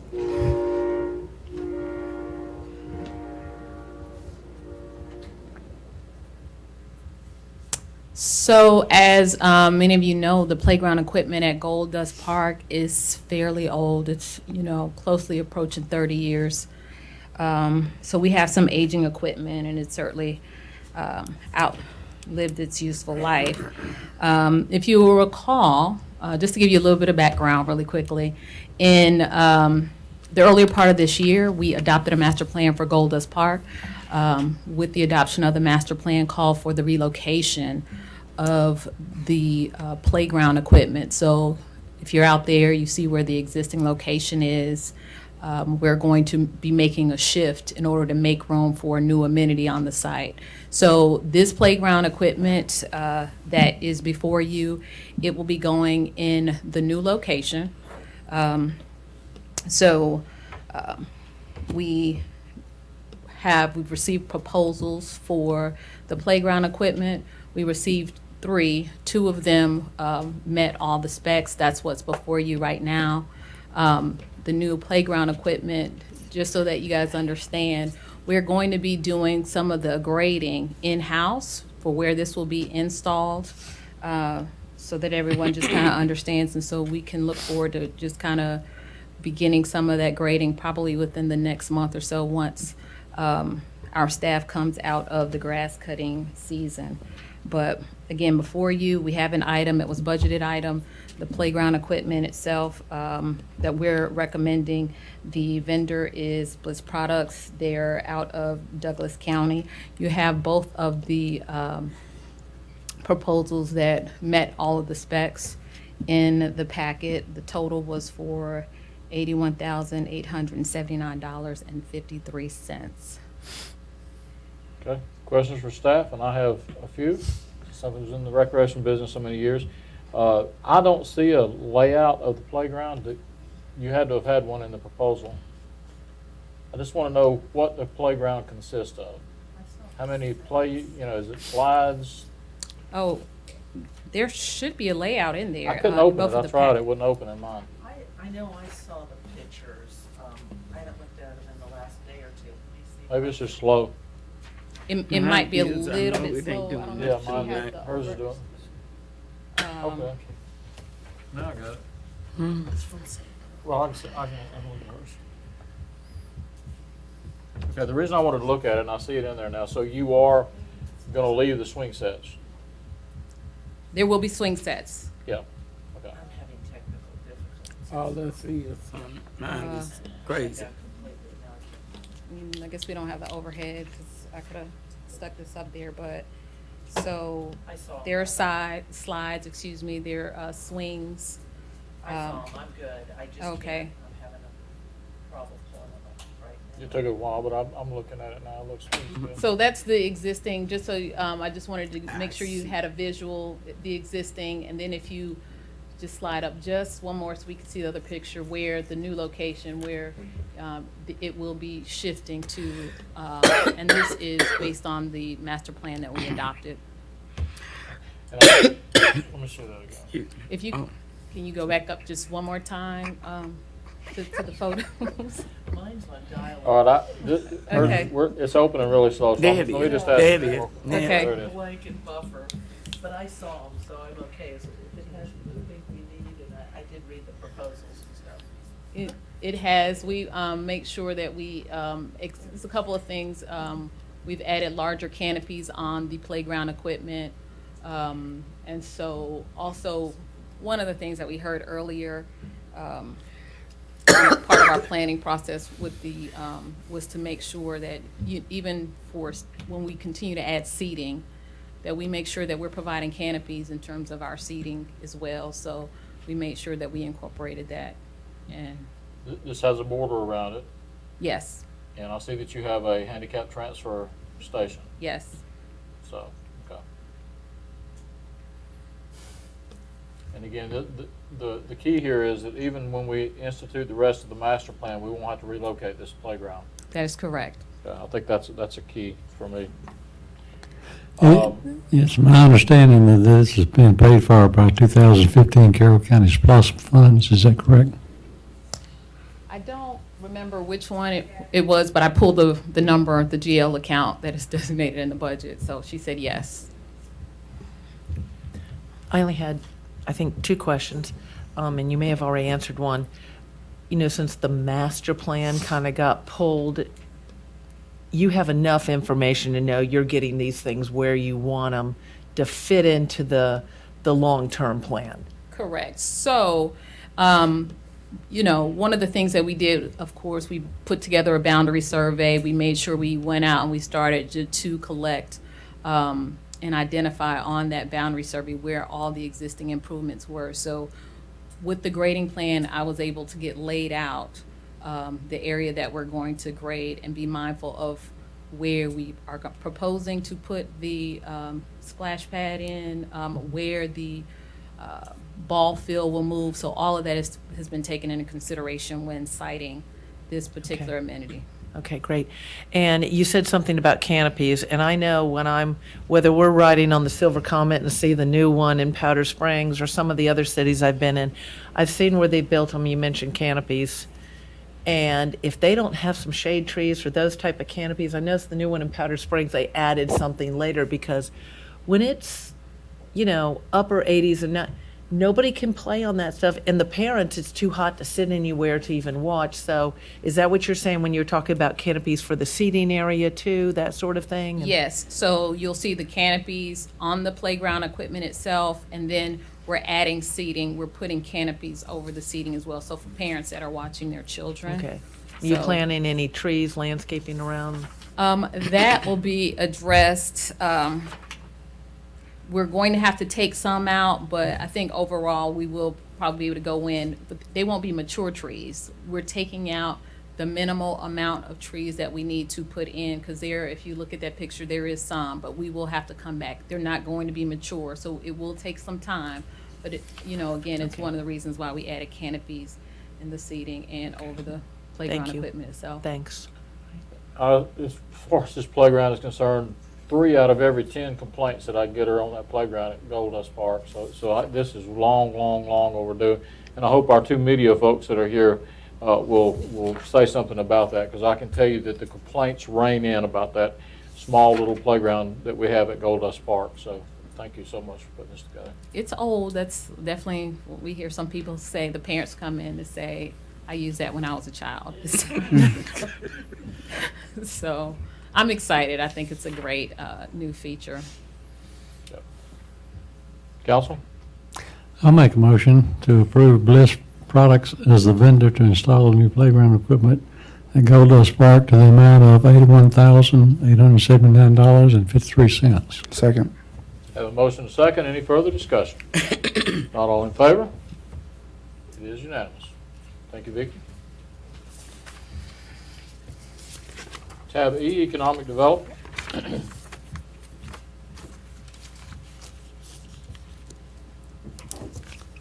Good evening, Mayor and Council. I have before you a proposal design of a multi-purpose building at the Mill Amphitheater to approve an agreement with Rickman Architecture and Design to develop documents for the construction of a multi-purpose building at the Mill Amphitheater.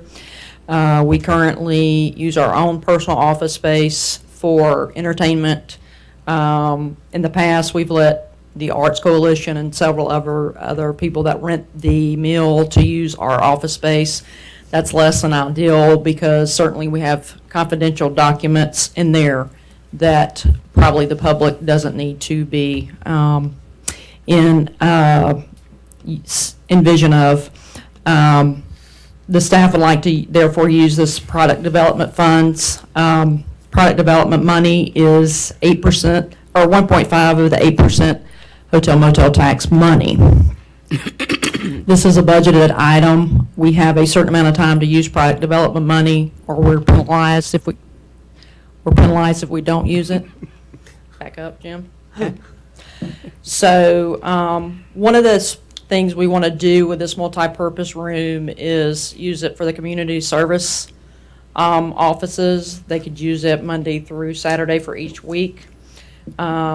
We have multiple issues with the community development trailer. The floor is rotted. There is mold. The HVAC unit needs to be replaced. So we feel like if we move them to this space, that certainly that trailer could go away.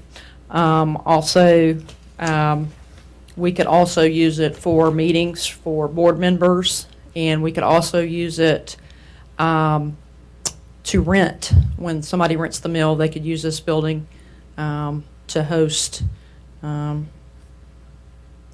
their parties.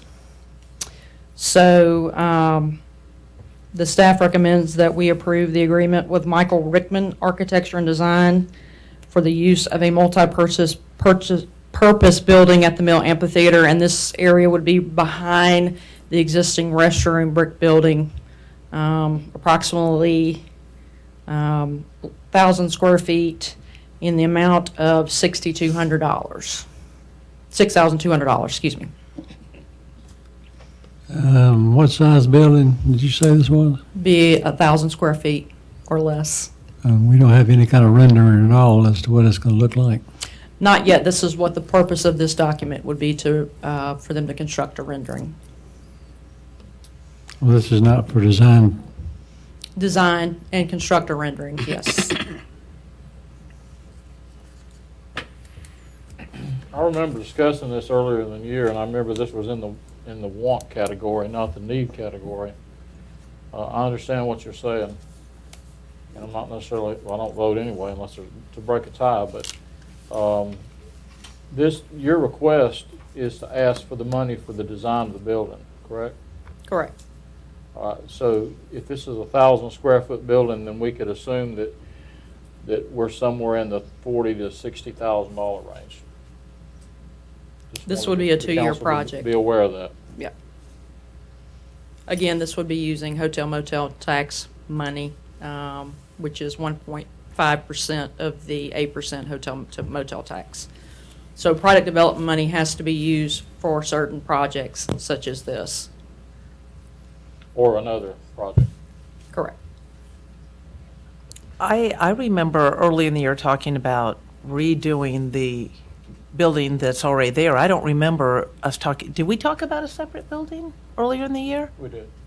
Because I had no recollection of a separate building. I get what you're saying about having people in the offices and stuff. I can see how that's not ideal. I think if you're going to do a plan like this, you're gonna spend the $6,000 to do a plan. It needs to be a plan you're going to do. And it looks like you're expecting that construction will exceed $100,000 and require more than 2 years, like you said. I think my biggest holdup, other than maybe want type thing, is I hate to see something that's been on the docket for a long time, such as the proposed Welcome Center that we had a groundbreaking for that would also qualify for these type of funds. I hate to see something like that not get done that we've talked about for years, and that the citizens, so it's not an anti this building, it's what happened to the one that everybody participated in.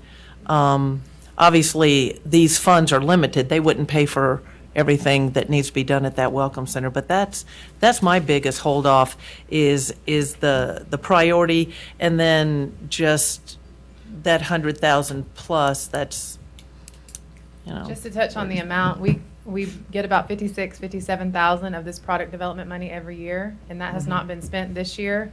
We were too busy spending last year's money on Pine Mountain Gold Museum, knowing that this item would come up. So we have about 56,000 for this fiscal year that hadn't been spent, and we expect to get that much more for fiscal year 2020. Okay, so that's out of this year. And at this point, we were supposed to have the plan for butter, what we call Butterballs. For anybody that's been here a long time, you'll know, the old gas station, the eyesore that we own. The city owns that big eyesore right there that's set there. And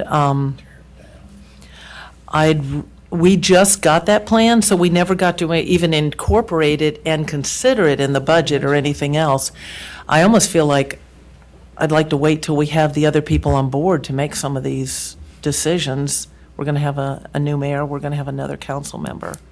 But anyway, that's my holdoff, is just priorities. I hate the fact that we own that big that eyesore that we could do something with, and that's a priority to me. Janet, do you anticipate, I know we don't have the plan, obviously, that's what the council is looking at tonight, but do you anticipate that this building will match the architecture of the concrete block buildings that are there now? Of the restaurant building. Okay. The reason I say that is because I probably won't be here in this capacity at that time, but I would like to ask our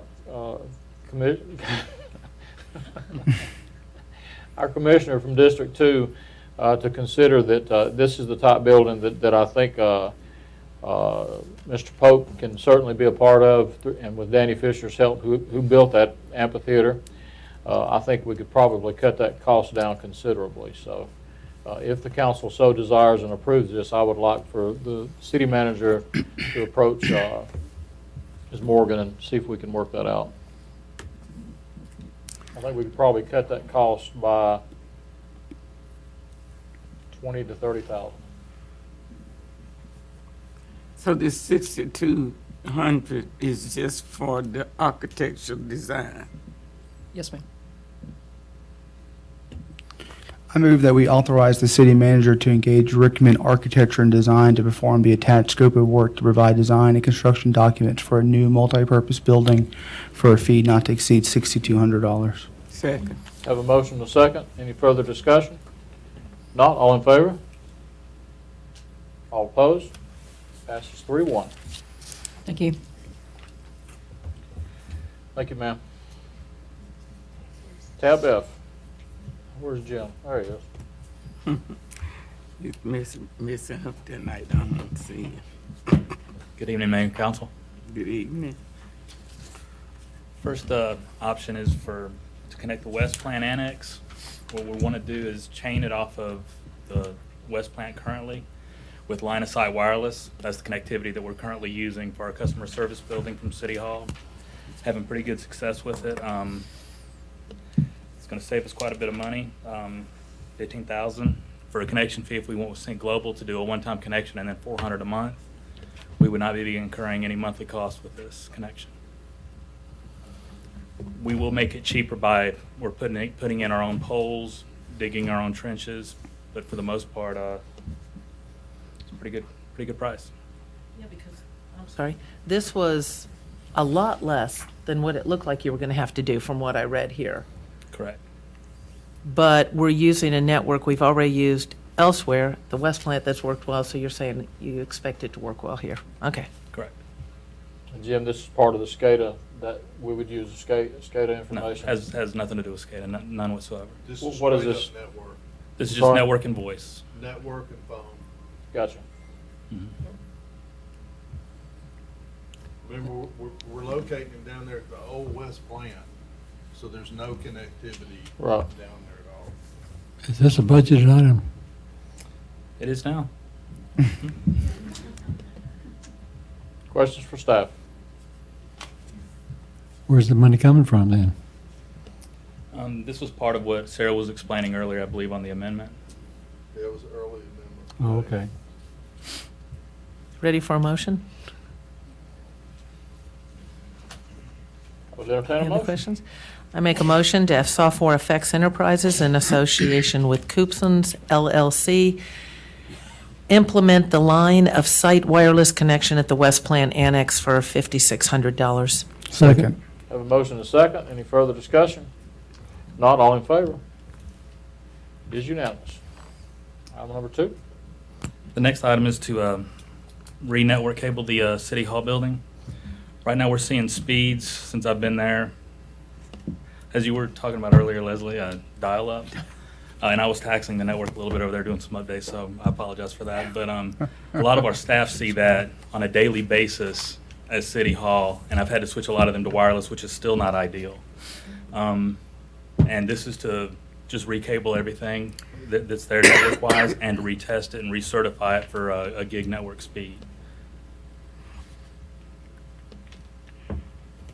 A lot of our problems that we have right now is a lot of the cabling that has been run there, I think have been run in the past by whoever was available to run it, be it inmate crew, whatnot. And it's draped over ballast and stuff like that, and that's where a lot of your electrical interference is coming to in the feeds. And it's not a pretty building to try and rewire. I can vouch for that firsthand. And we've already approved the budget amendment for this item as well. Correct. I make a motion to have Coopsons LLC recable City Hall network lines for an amount not to exceed $14,500. Second. Have a motion and a second. All in favor? It is unanimous. Thank you, Jim. Thank you. Tab G, Tom? All right, item 1 is a request for temporary signage to be placed around the city for a recycling event that will be held at Midway Church on October the 5th. We have done a similar approval recently for the rodeo. This would be in that vein of signage and quantity, I think, and we recommend approval. It's Southwire that's doing it, though, right? It's just being hosted at the parking lot there at Midway? Right. Any questions for staff? Not, I would entertain a motion. I'll make a motion we allow Southwire to place several temporary signs within the city limits to publicize their e-recycling event to be held on October the 5th at Midway Church. Second. Have a motion and a second. Any discussion? Not, all in favor? It is unanimous. Everybody make sure you take your stuff there. Item number 2. It's a good opportunity. Item number 2 is a recommendation to hire Keckenwood, who is doing the engineering on the North Bypass, to spin off from that a conceptual design of both the utility relocation that has to be done where the utilities are in conflict with the road, and the new utilities that need to be installed along the road to allow that area to be developed commercially. They have given us a quote or a proposal for $17,500. One of the things that I will get out of this, more of a longer term benefit, is cost estimates and the ability to look ahead for what will be a significant expense as we talk about moving utilities and adding new utilities in that area. The other thing that you'll remember, and this predates me, but GDOT is prepared to build a mini roundabout as a quick response project at the three-way at Rockmart and Industrial. And that is ground zero of the relocation. So just like we're doing a water line relocation right now at Punkintown and 61, which is in conflict with the mini roundabout that will go there, all the utilities are in conflict, I think, at the other three-way. So we'll get a more immediate benefit from this if we approve it and the work is done. I agree, and just, just to reiterate, that date has been moved up from 2024 to 2022. So, it's 3 years away, but 3 years go by pretty quick here in construction, so we need to make hay. Just one question for clarification, Tom. I understand that the Punkintown and Dallas Highway is a mini roundabout. You called the one at 101. Is that also going to be a mini? Not that I know it. Before the North Bypass, and then it will be expanded to a bigger roundabout. Oh, okay. With the construction of the bypass. Okay. Since we're talking about that item, have we resolved the difficulty we had with that roundabout? Which difficulty? We're still having easement issues. We didn't have the easement. We're having still have easement issues. We think we've resolved one of the 2 outstanding ones over the trees, and we're scheduled to have a meeting out there that Bobby and Pete are coordinating on Thursday morning to hopefully resolve the other one. Any other questions? Need a motion. I move that we authorize the city manager to engage Keckenwood to perform the attached scope of services for an amount not to exceed $17,500. Second. Have a motion and a second. All in favor? It is unanimous. Item number 3, Villa Rica Cleanup Week. All right, this one's my fault. I wasn't looking ahead, but when the staff started talking about, hey, when are we doing cleanup? Last year we set it in February. and we did it the last week of October, and here it is September, and we hadn't even set a date, so that's my bad. But we're recommending, instead of waiting until the end of October, that we hold it the week of the 14th, similar to last year, with a Wednesday senior day where we will take materials off the front porch, out of the yard, or whatever, for seniors that are trying to get rid of appliances and that kind of thing. So our recommendation is the week of October the 14th, so 14 through 18, with Wednesday the 16th being senior day. Tom, I don't see on your agenda items that we will not pick up. Don't we restrict, like batteries, creosote, wood, and things like that? So when this goes out, that will be included, what the exceptions are. So some things we don't take. I think, I used to sit in the crowd back there and wonder, wow, this is the only place I've ever lived in my life where the city or the county actually does something like this and help people clean up their yards. But Tom made a good point a year or so ago, and he said, the benefit that we don't see in this is that when you go down our roads into our neighborhoods, you don't see people dumping trash for the most part in most of our subdivisions. And I think that's a result of the fact that we help them clean up, basically, and keep the city cleaner. And I can tell you from experience that having been a part of mosquito spraying programs, which are not effective according to the CDC, the best way to cut down on mosquitoes is to get rid of old tires and things that hold water. So I think that's another benefit of this that sometimes we forget about. I think it's a good thing. So we're doing tires. Because I couldn't remember if we did those every time. Are we doing tires? Because I know they're costly. I think Okay. we did. Did we do tires, Charlie? And we're going to get the word out. I'm trying to remember how I would love to have a few flyers that I could personally deliver in some areas of my ward. I mean, sometimes people don't know. They're not reading the paper, they're not looking if it's on their water bill. So how are we going to advertise and get the word out good? Well, oh, sorry about that.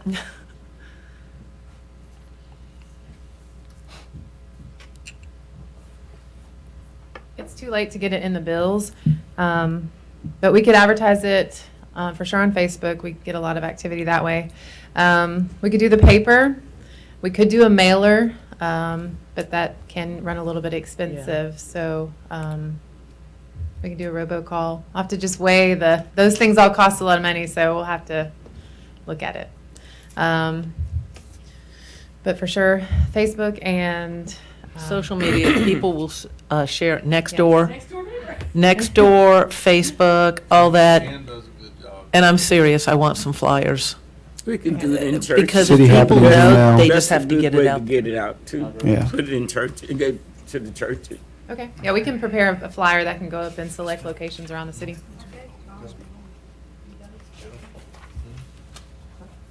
I move that the city council establish the week of October 14th as our annual cleanup week, with Wednesday, October 16th designated as the day we provide special assistance to seniors with appliance pickup. Okay. Second. I have a motion in 2 seconds. All in favor? It is unanimous.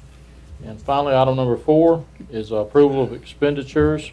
And I'm going to give the background on that. Before I do, I want to answer Councilmember Montahan and also Councilmember Marchman's discussion when we talked about adding this to the agenda. So it's my opinion that if the council members bring things to the attention of myself or the city manager or staff, that at some point they're added to the agenda. Whether we all feel like it's an idea that's good and it's going to pass is another thing. But I think that it certainly should go to the council for them to look at. So that's why I did that. I wasn't trying to think lightly of your discussion. I understand where you're coming from, nor was I trying to cut you off, Councilmember Marchman, but I do believe that the council needs to discuss this as a whole rather than just take it off the agenda arbitrarily without having a chance to discuss it. So with that said, when I was in I told y'all I spent many hours with the council talking about the budget. So there were certain things that all the council had problems with some things. And so we tried to work through those things, and changes were made by the staff. Two things that we talked about, or actually three, came out when I met with Councilmember Carter and Councilmember McPherson. And those were that they wanted to have more control over the travel, training, professional services, and certain personnel actions. And specifically, what we talked about was that travel outside the state of Georgia had to be approved in advance by the council.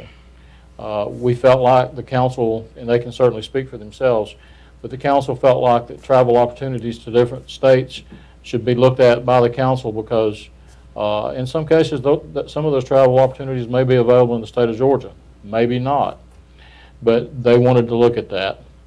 So the other thing that is not in the background, the information is that all training opportunities should be reported to the city council by the city manager after the fact. So if this happens to get to the point where we talk about it, we'll make that as part of the motion. So that sort of leads into why this is in here for those of the two council members that didn't know what we were talking about. That was the specific things in a $30 million budget that we got down to. And so the compromise was that these particular items, rather than me line item veto them, or rather this council voted, as you saw, this council voted unanimously to approve the budget. There was a lot of discussion that went on to make that happen. So that kind of gives you a background of why this was added as an agenda item. So the two council members can speak for themselves.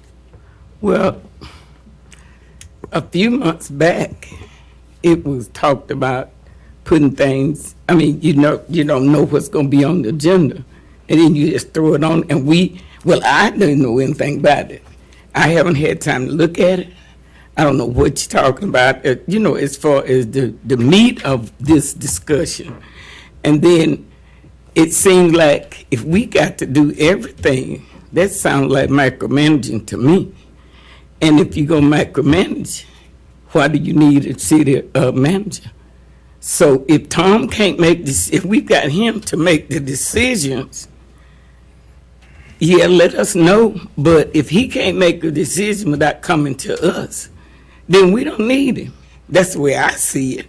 And then, I heard, it sounds like, to me, this is my opinion, it sounds like a lack of trust in his authority or his decision. So, with our previous city manager, that was one thing I heard, I don't trust him. So it seems like we're not trusting Tom. So is he going to be number 11 or what? That's my thing, because it seems like he can't make a decision as to who or a staff member taking us to the police department. The chief can't decide who needs to go to training. I don't know. And we're wanting people that are, people that are qualified.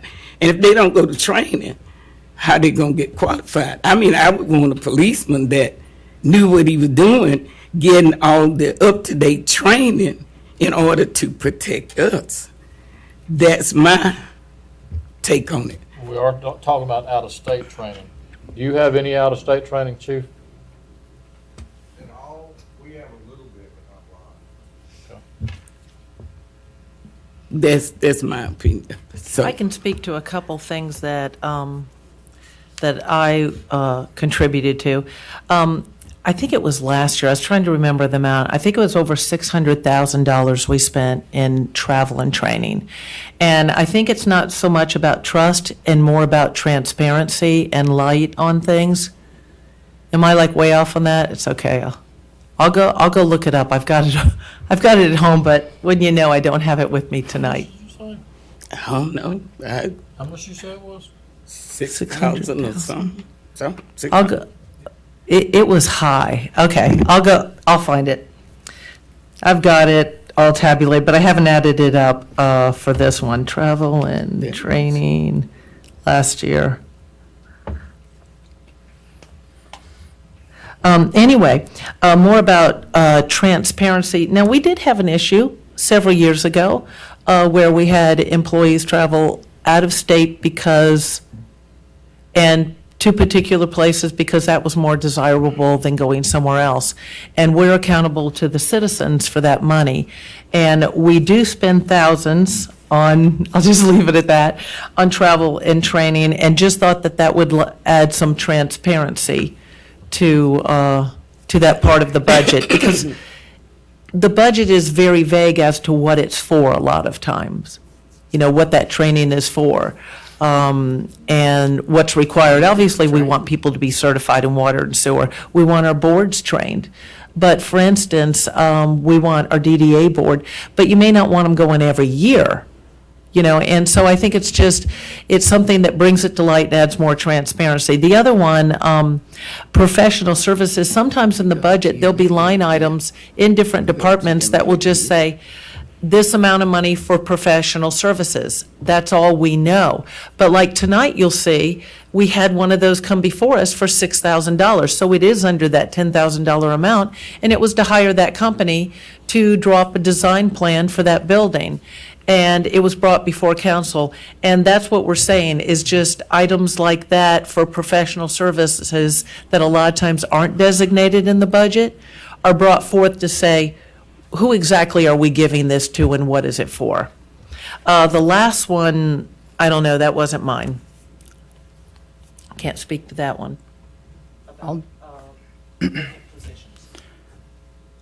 I'll just say that right now, my perspective is that I think we just need to table this until we have more information.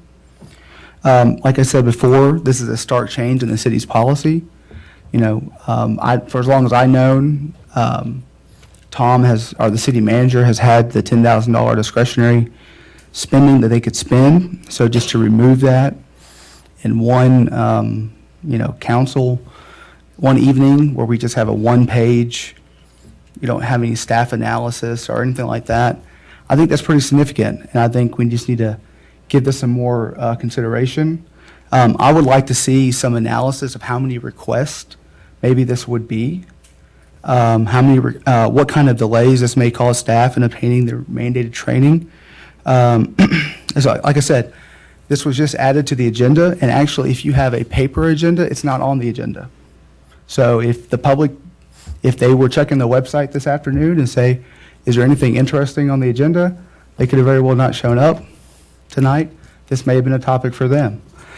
So my perspective is I don't necessarily have an opinion as of yet on whether or not we should approve it or deny it. I'm just saying we don't have enough information to consider it. What's, in my opinion, a pretty significant change in city policy. Yeah, I don't have any argument with that because I would want the same thing afforded me, and I'm perfectly fine with us getting some more specifics. Yeah, I'm perfectly fine with tabling it since it just recently Sure. came up and we could spend more time discussing it. Yeah, we need some little more information, because we say, I've heard, I just got this tonight and I need some more time. So we just got this tonight. So just let us mull over it, think over it, pray over it. Yeah, but the table is not a problem because if the council member requests something be tabled, I understand that. That's a privilege we each enjoy. But it is the council's responsibility to look after the people's money. And this is one of the items that comes up because these are the items that had large increases in this budget. So that's why this came to light. But I have no problem with tabling this to the first meeting of, of October? No, we need to go further than that. First meeting in November? Matt, would you like to make your idea into a motion? Well, if I could say, Danny, my only other request would be that we table it when we have a full council back. Okay. Until that point, if that's agreeable by the rest of the members here.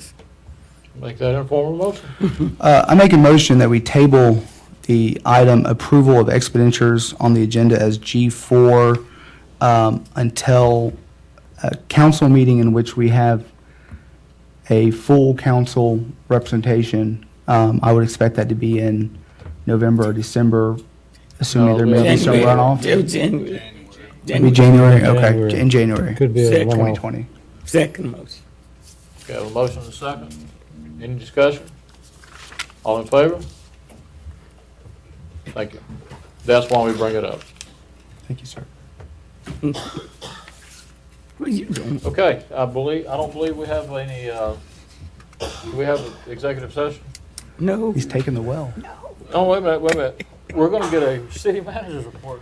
Okay. I miss these. Thank you, Tom.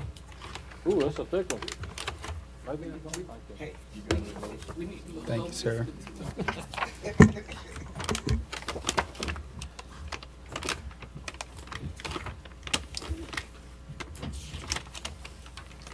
You ready?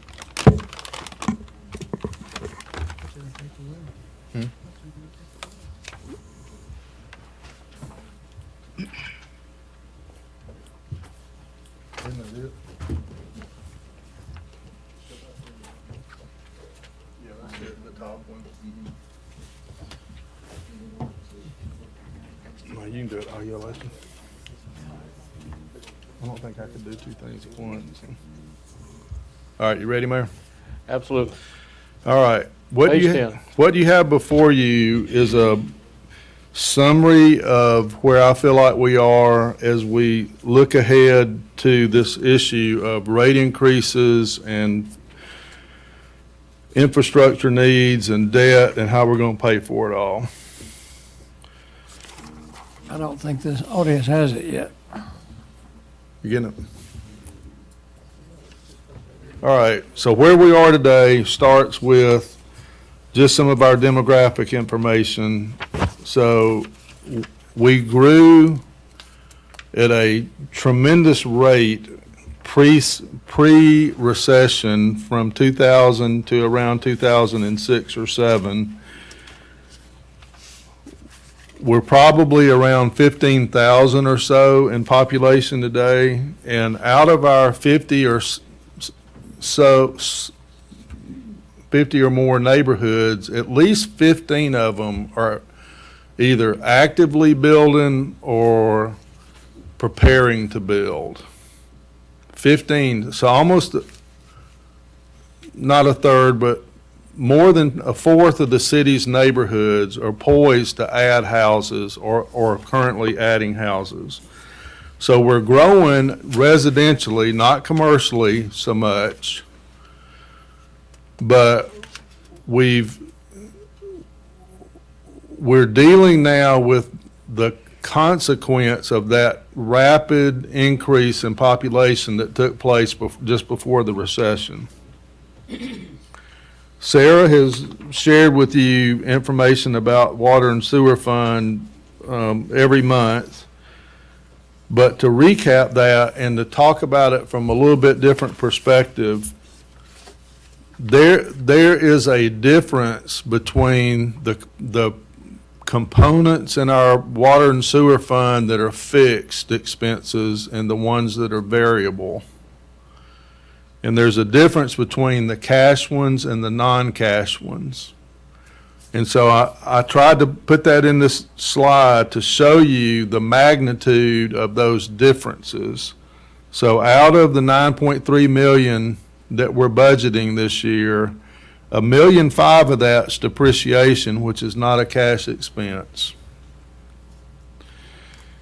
2.2 million of it is for debt payment, which is a fixed expense. So that doesn't vary with an increase in business. That's a fixed amount. So the operating portion of what we're doing in the water and sewer fund is about a $5.6 million expense. We currently have about $3 million in cash, and we're paying an ascending debt schedule. So it had two big steps in it. We refinanced in 15, so we went from the original debt instrument that we had, which was an interest-only loan. We refinanced in 15, and it had a big step in 20 and a big step in 2029. So we by doing this financial help by 2020 approach, we were preparing for the first big jump, which was from 1.7 million to 2.2 million in annual payments. In 9 years, we get to do it again. Or we refinance. And typically, in most bond instruments, you have a prepayment or a penalty for early payoff up through 10 years. So somewhere around 2025, I'm expecting us to refinance this debt. And that will eliminate that 2029 jump again so that we don't go through what we just have endured the last 2 years. If you look at the next page, this will tell you a little bit more about our current account base. We have 6,000 utility accounts roughly, and 5,100 of them are residential. That leaves us with about 900 commercial and industrial accounts that use our water and or sewer service. So what does each of those customers contribute to our financial picture? Sarah has shown you in each of these past years that an average residential customer uses about 4,700 gallons of water in a month. Under the current proposal, which you just passed today, that would generate revenue of about $87 a month. But out of that $87, our variable treatment cost, which is the cost to make water and the cost to treat sewage, is just over $20. So each customer is contributing about $67 every month toward the expenses that are not variable. So that would be administration, like Pete's salary, which doesn't go up or down based on business volume. The cost of running Jimmy's operation in distribution and collection, it doesn't vary with volume. Maintenance expense, debt, which is fixed, and then capital, which has no direct link to the volume of business that we're doing. Tom, can I ask you a question right there before you go any further? Where is the cost for water that we buy from Carroll County at? And is it in that middle one? It is, the way that I did the calculation was I took a blended rate of the cost of making it and the cost of buying it. So right now we're paying about $234 a thousand when we buy water from Carroll. We're making it for less than $2. So when you blend it, it's about $1.90 a thousand. The way that we've been operating. As time goes on, that number will get higher because as we need more water from more business, 100% of that's going to be purchased from Carroll, which is at the higher rate. And in about 5 years, that contract expires and it's going to more than double. So we have another book. Not only do we have the 2029 jump in the debt payment that we've got to deal with in about 5 years, but in 5 years we've got a contract and purchasing issue that we're going to have to deal with. So we have two looming on the horizon. So the point of all these numbers is to ask the question, what's a new customer worth to us? How much do we generate above and beyond the variable cost of servicing a customer that can help us to pay debt on GFA loans? So here's where we're headed. And we've talked about this before. There's a list on the next slide of what we need to do just to upgrade what we already have in place. So the water treatment plant, which is a 1960s facility, the Edge Road water line where the pipe is too small, the North Avenue water line where it's too small, the 61 water line where it's too small or doesn't exist, going back and tightening up wet wells and manholes that are leaking, repairing lift stations, in some cases rebuilding them completely or rerouting them. That looks to me like right off the bat we're at $15 million. And that doesn't include the north plant, which could be 5 to 7 million depending on how we renovate it. So we need a significant amount of money to even get started on that. And then the next slide shows some of the things that we've talked about that would be new, just like the Keck and Wood proposal tonight, where we would be putting in water and sewer along the north bypass. That's got to come out of somebody's pocket up front, right? We build the road, we put the water and the sewer line in. But we're talking about relocating or upsizing the water tank that's at Avamore. We're talking about installing sewer on that side of 61, a second industrial park, the Mirror Lake Connector, which is also going to have water and sewer lines installed along it. So we have a really ambitious set of projects in front of us. And that doesn't include one of the most important strategic projects, which is additional raw water. So right now, Pete, you're going to have to help me with today, but typically we're making $1.3 million a day and buying the difference from Carroll. When the drought started, we dropped to $1 million a day. Then we dropped to $500,000 a day. Are we at 500? Are we still making 500 a day? We are during the week, and then at the request to help Carroll County out, we're going back up to $1 million a day. Okay. For Saturday, Sunday, Monday. All right, so we've dropped from $1.3 million to $1 million to 500,000 gallons a day because of the drought. But we're bumping back up to $1 million on the weekends to help Carroll out because that's where they have their highest demand also. All right, so what are we going to do? We're looking at $15 million just to like get in the game, and that's just to fix stuff that already exists. That's nothing new. So what I've been saying is the only way out of this is to grow. And to do that, we need a lot of new customers. Lots of new customers. So let's say that we need 15 million to get started. Every GFA loan of $1 million is going to cost us about 110 grand a year to pay it back in 10 years.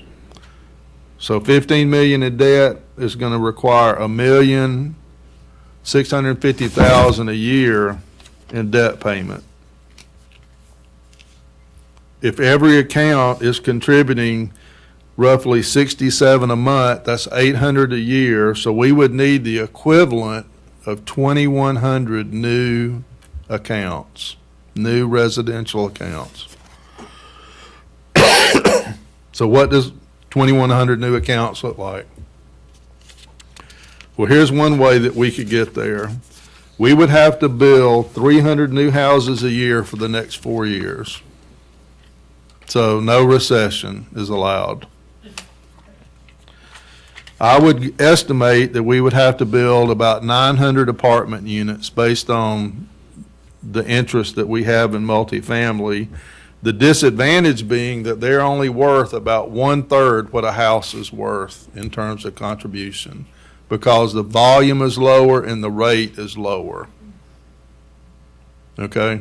So building apartments is not the way out. It helps us on the property tax side, and it gives us density. It's good in a tad, but it's not going to help us with this specific issue.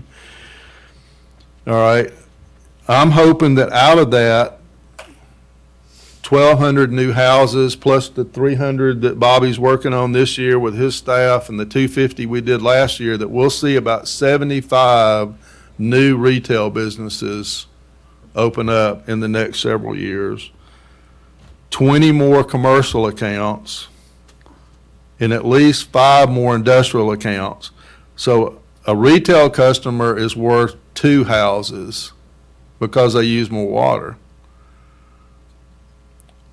Our typical commercial account, what Sarah shows, I think is a 45,000 a year. Is that your average on that one? That's worth 6 to 8 houses. And an industrial customer can be worth 50 or more. So just like we talk about in property tax, the best way out of this isn't to build houses either. So apartments definitely is not the way out. And houses are good, but not the best.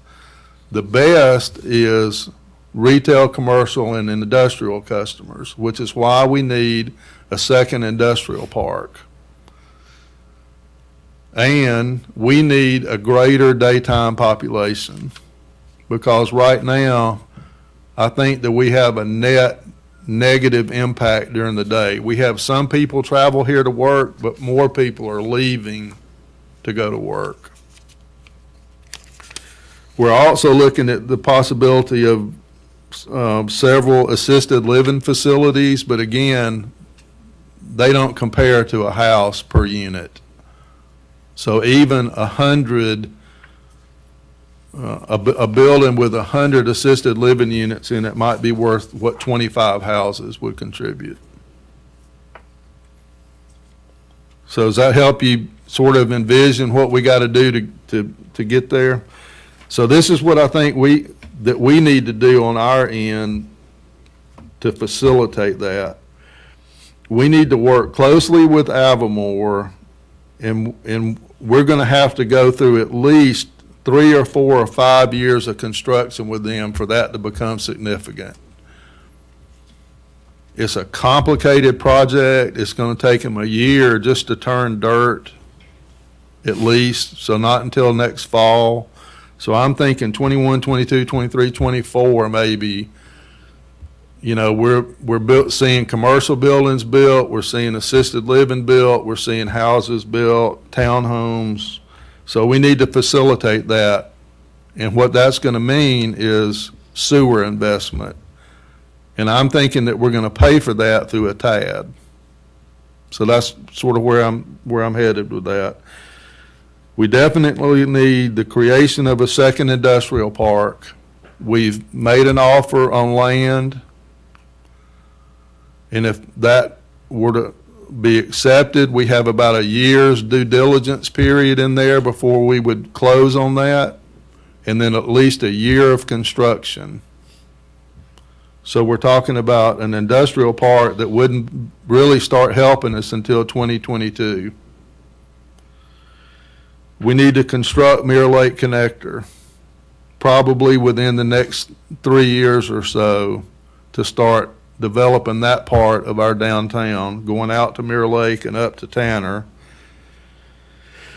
We need to hold GDOT's feet to the fire and get the north bypass built starting in 22. It's got a 3-year build. So by 2025, again, that same date keeps coming back, 5 years from now, roughly. We need to have a ribbon cutting on the north bypass. And we need to see that area develop commercially, south of the bypass, down into Fullerville, okay, down into Rockmart Road. The other thing that we need to do that is a completely different subject because it's general fund and SPLOST money is we're going to have to make significant road and intersection upgrades to handle this, because 2,100 accounts is 5,000 people, which is a 1/3 increase in traffic, right? 20,000 people instead of 15, all in their cars, all driving to Atlanta to work, right? And at the same time, Paulden is going to grow, and all those folks are going to come through the the new roundabout at Punkintown and 61. The north part of Carroll's going to grow, and those folks are going to come down Rockmart through that one, and Carrollton's going to grow, and Carroll County, and they're going to all drive up 61. And if we have an industrial park in Avamore down there, that intersection in front of Quick Trip's going to become a real doozy. So we've got to make those investments along with GDOT, depending on whether it's ours or theirs. So that's from where I'm sitting today. That's how I think we approach this. Otherwise, the decision that you're going to make is the choice between additional rate increases or not doing the work. And if we don't do the work and we don't get any growth, then that's the end. Does that make sense? So growing is the only way out of this that I see, because we can't do more rate increases like we've done the first 2 years. So as these things come along, what Chris is proposing with the zoning ordinance, the sign ordinance that we just did, I mean, all these things are components of what will allow us to become more and more attractive. One other funding option that I don't want you to forget about is a special tax district, which is different than a TAD, so. Questions? And it never hurts to explain what a TAD is in case you're sitting in the audience and you haven't sat through hours of these meetings to talk about tax allocation districts. We'll talk about that a lot when we get there, but we're working with a consultant to help us put together the first two of those, one for Mirror Lake Connector and one for the Avamore project. I don't know if it's so much of a question as much as it's just downright scary in some ways that there's things we just don't control. And I've been listening to everybody from Harry Dent, who's the guy who projected ahead of time the .com crash and things like that. We don't know what's going to happen with this other stuff. So we're going to have to adapt and cope and do whatever, no matter what happens, because we need that growth. But we're going to have to be ready for whatever, for the best case scenario and the worst case scenario. And that's only why I'm thinking we need to be lean. The governor, they keep talking about that too. They're trying to prepare, not because it's going to get better. They're just saying if it does, it's better to prepare now when things are good. And to just watch spending and our debt. I always look to you for guidance on whatever debt, because we have to figure, can we handle that in the worst case scenario? And that's my only concern. The only comment I would like to make on that is that having been here for the better part of 18 years, it's refreshing to have a city manager. We've had good city managers in the past, but it's refreshing to hear a city manager that has a game plan, that knows where we are, knows where we need to be, and knows how we need to get there. That's important because as elected officials, we're not in the trenches every day. We don't know. So we have to depend on staff to give us factual information, underline the word factual, so that we can plan for the future. But Tom, thank you for that information. Okay, we do not have any executive session items that I know of, so I would entertain a motion to adjourn. Have a motion and a second. All in favor? We are adjourned. Thank you all.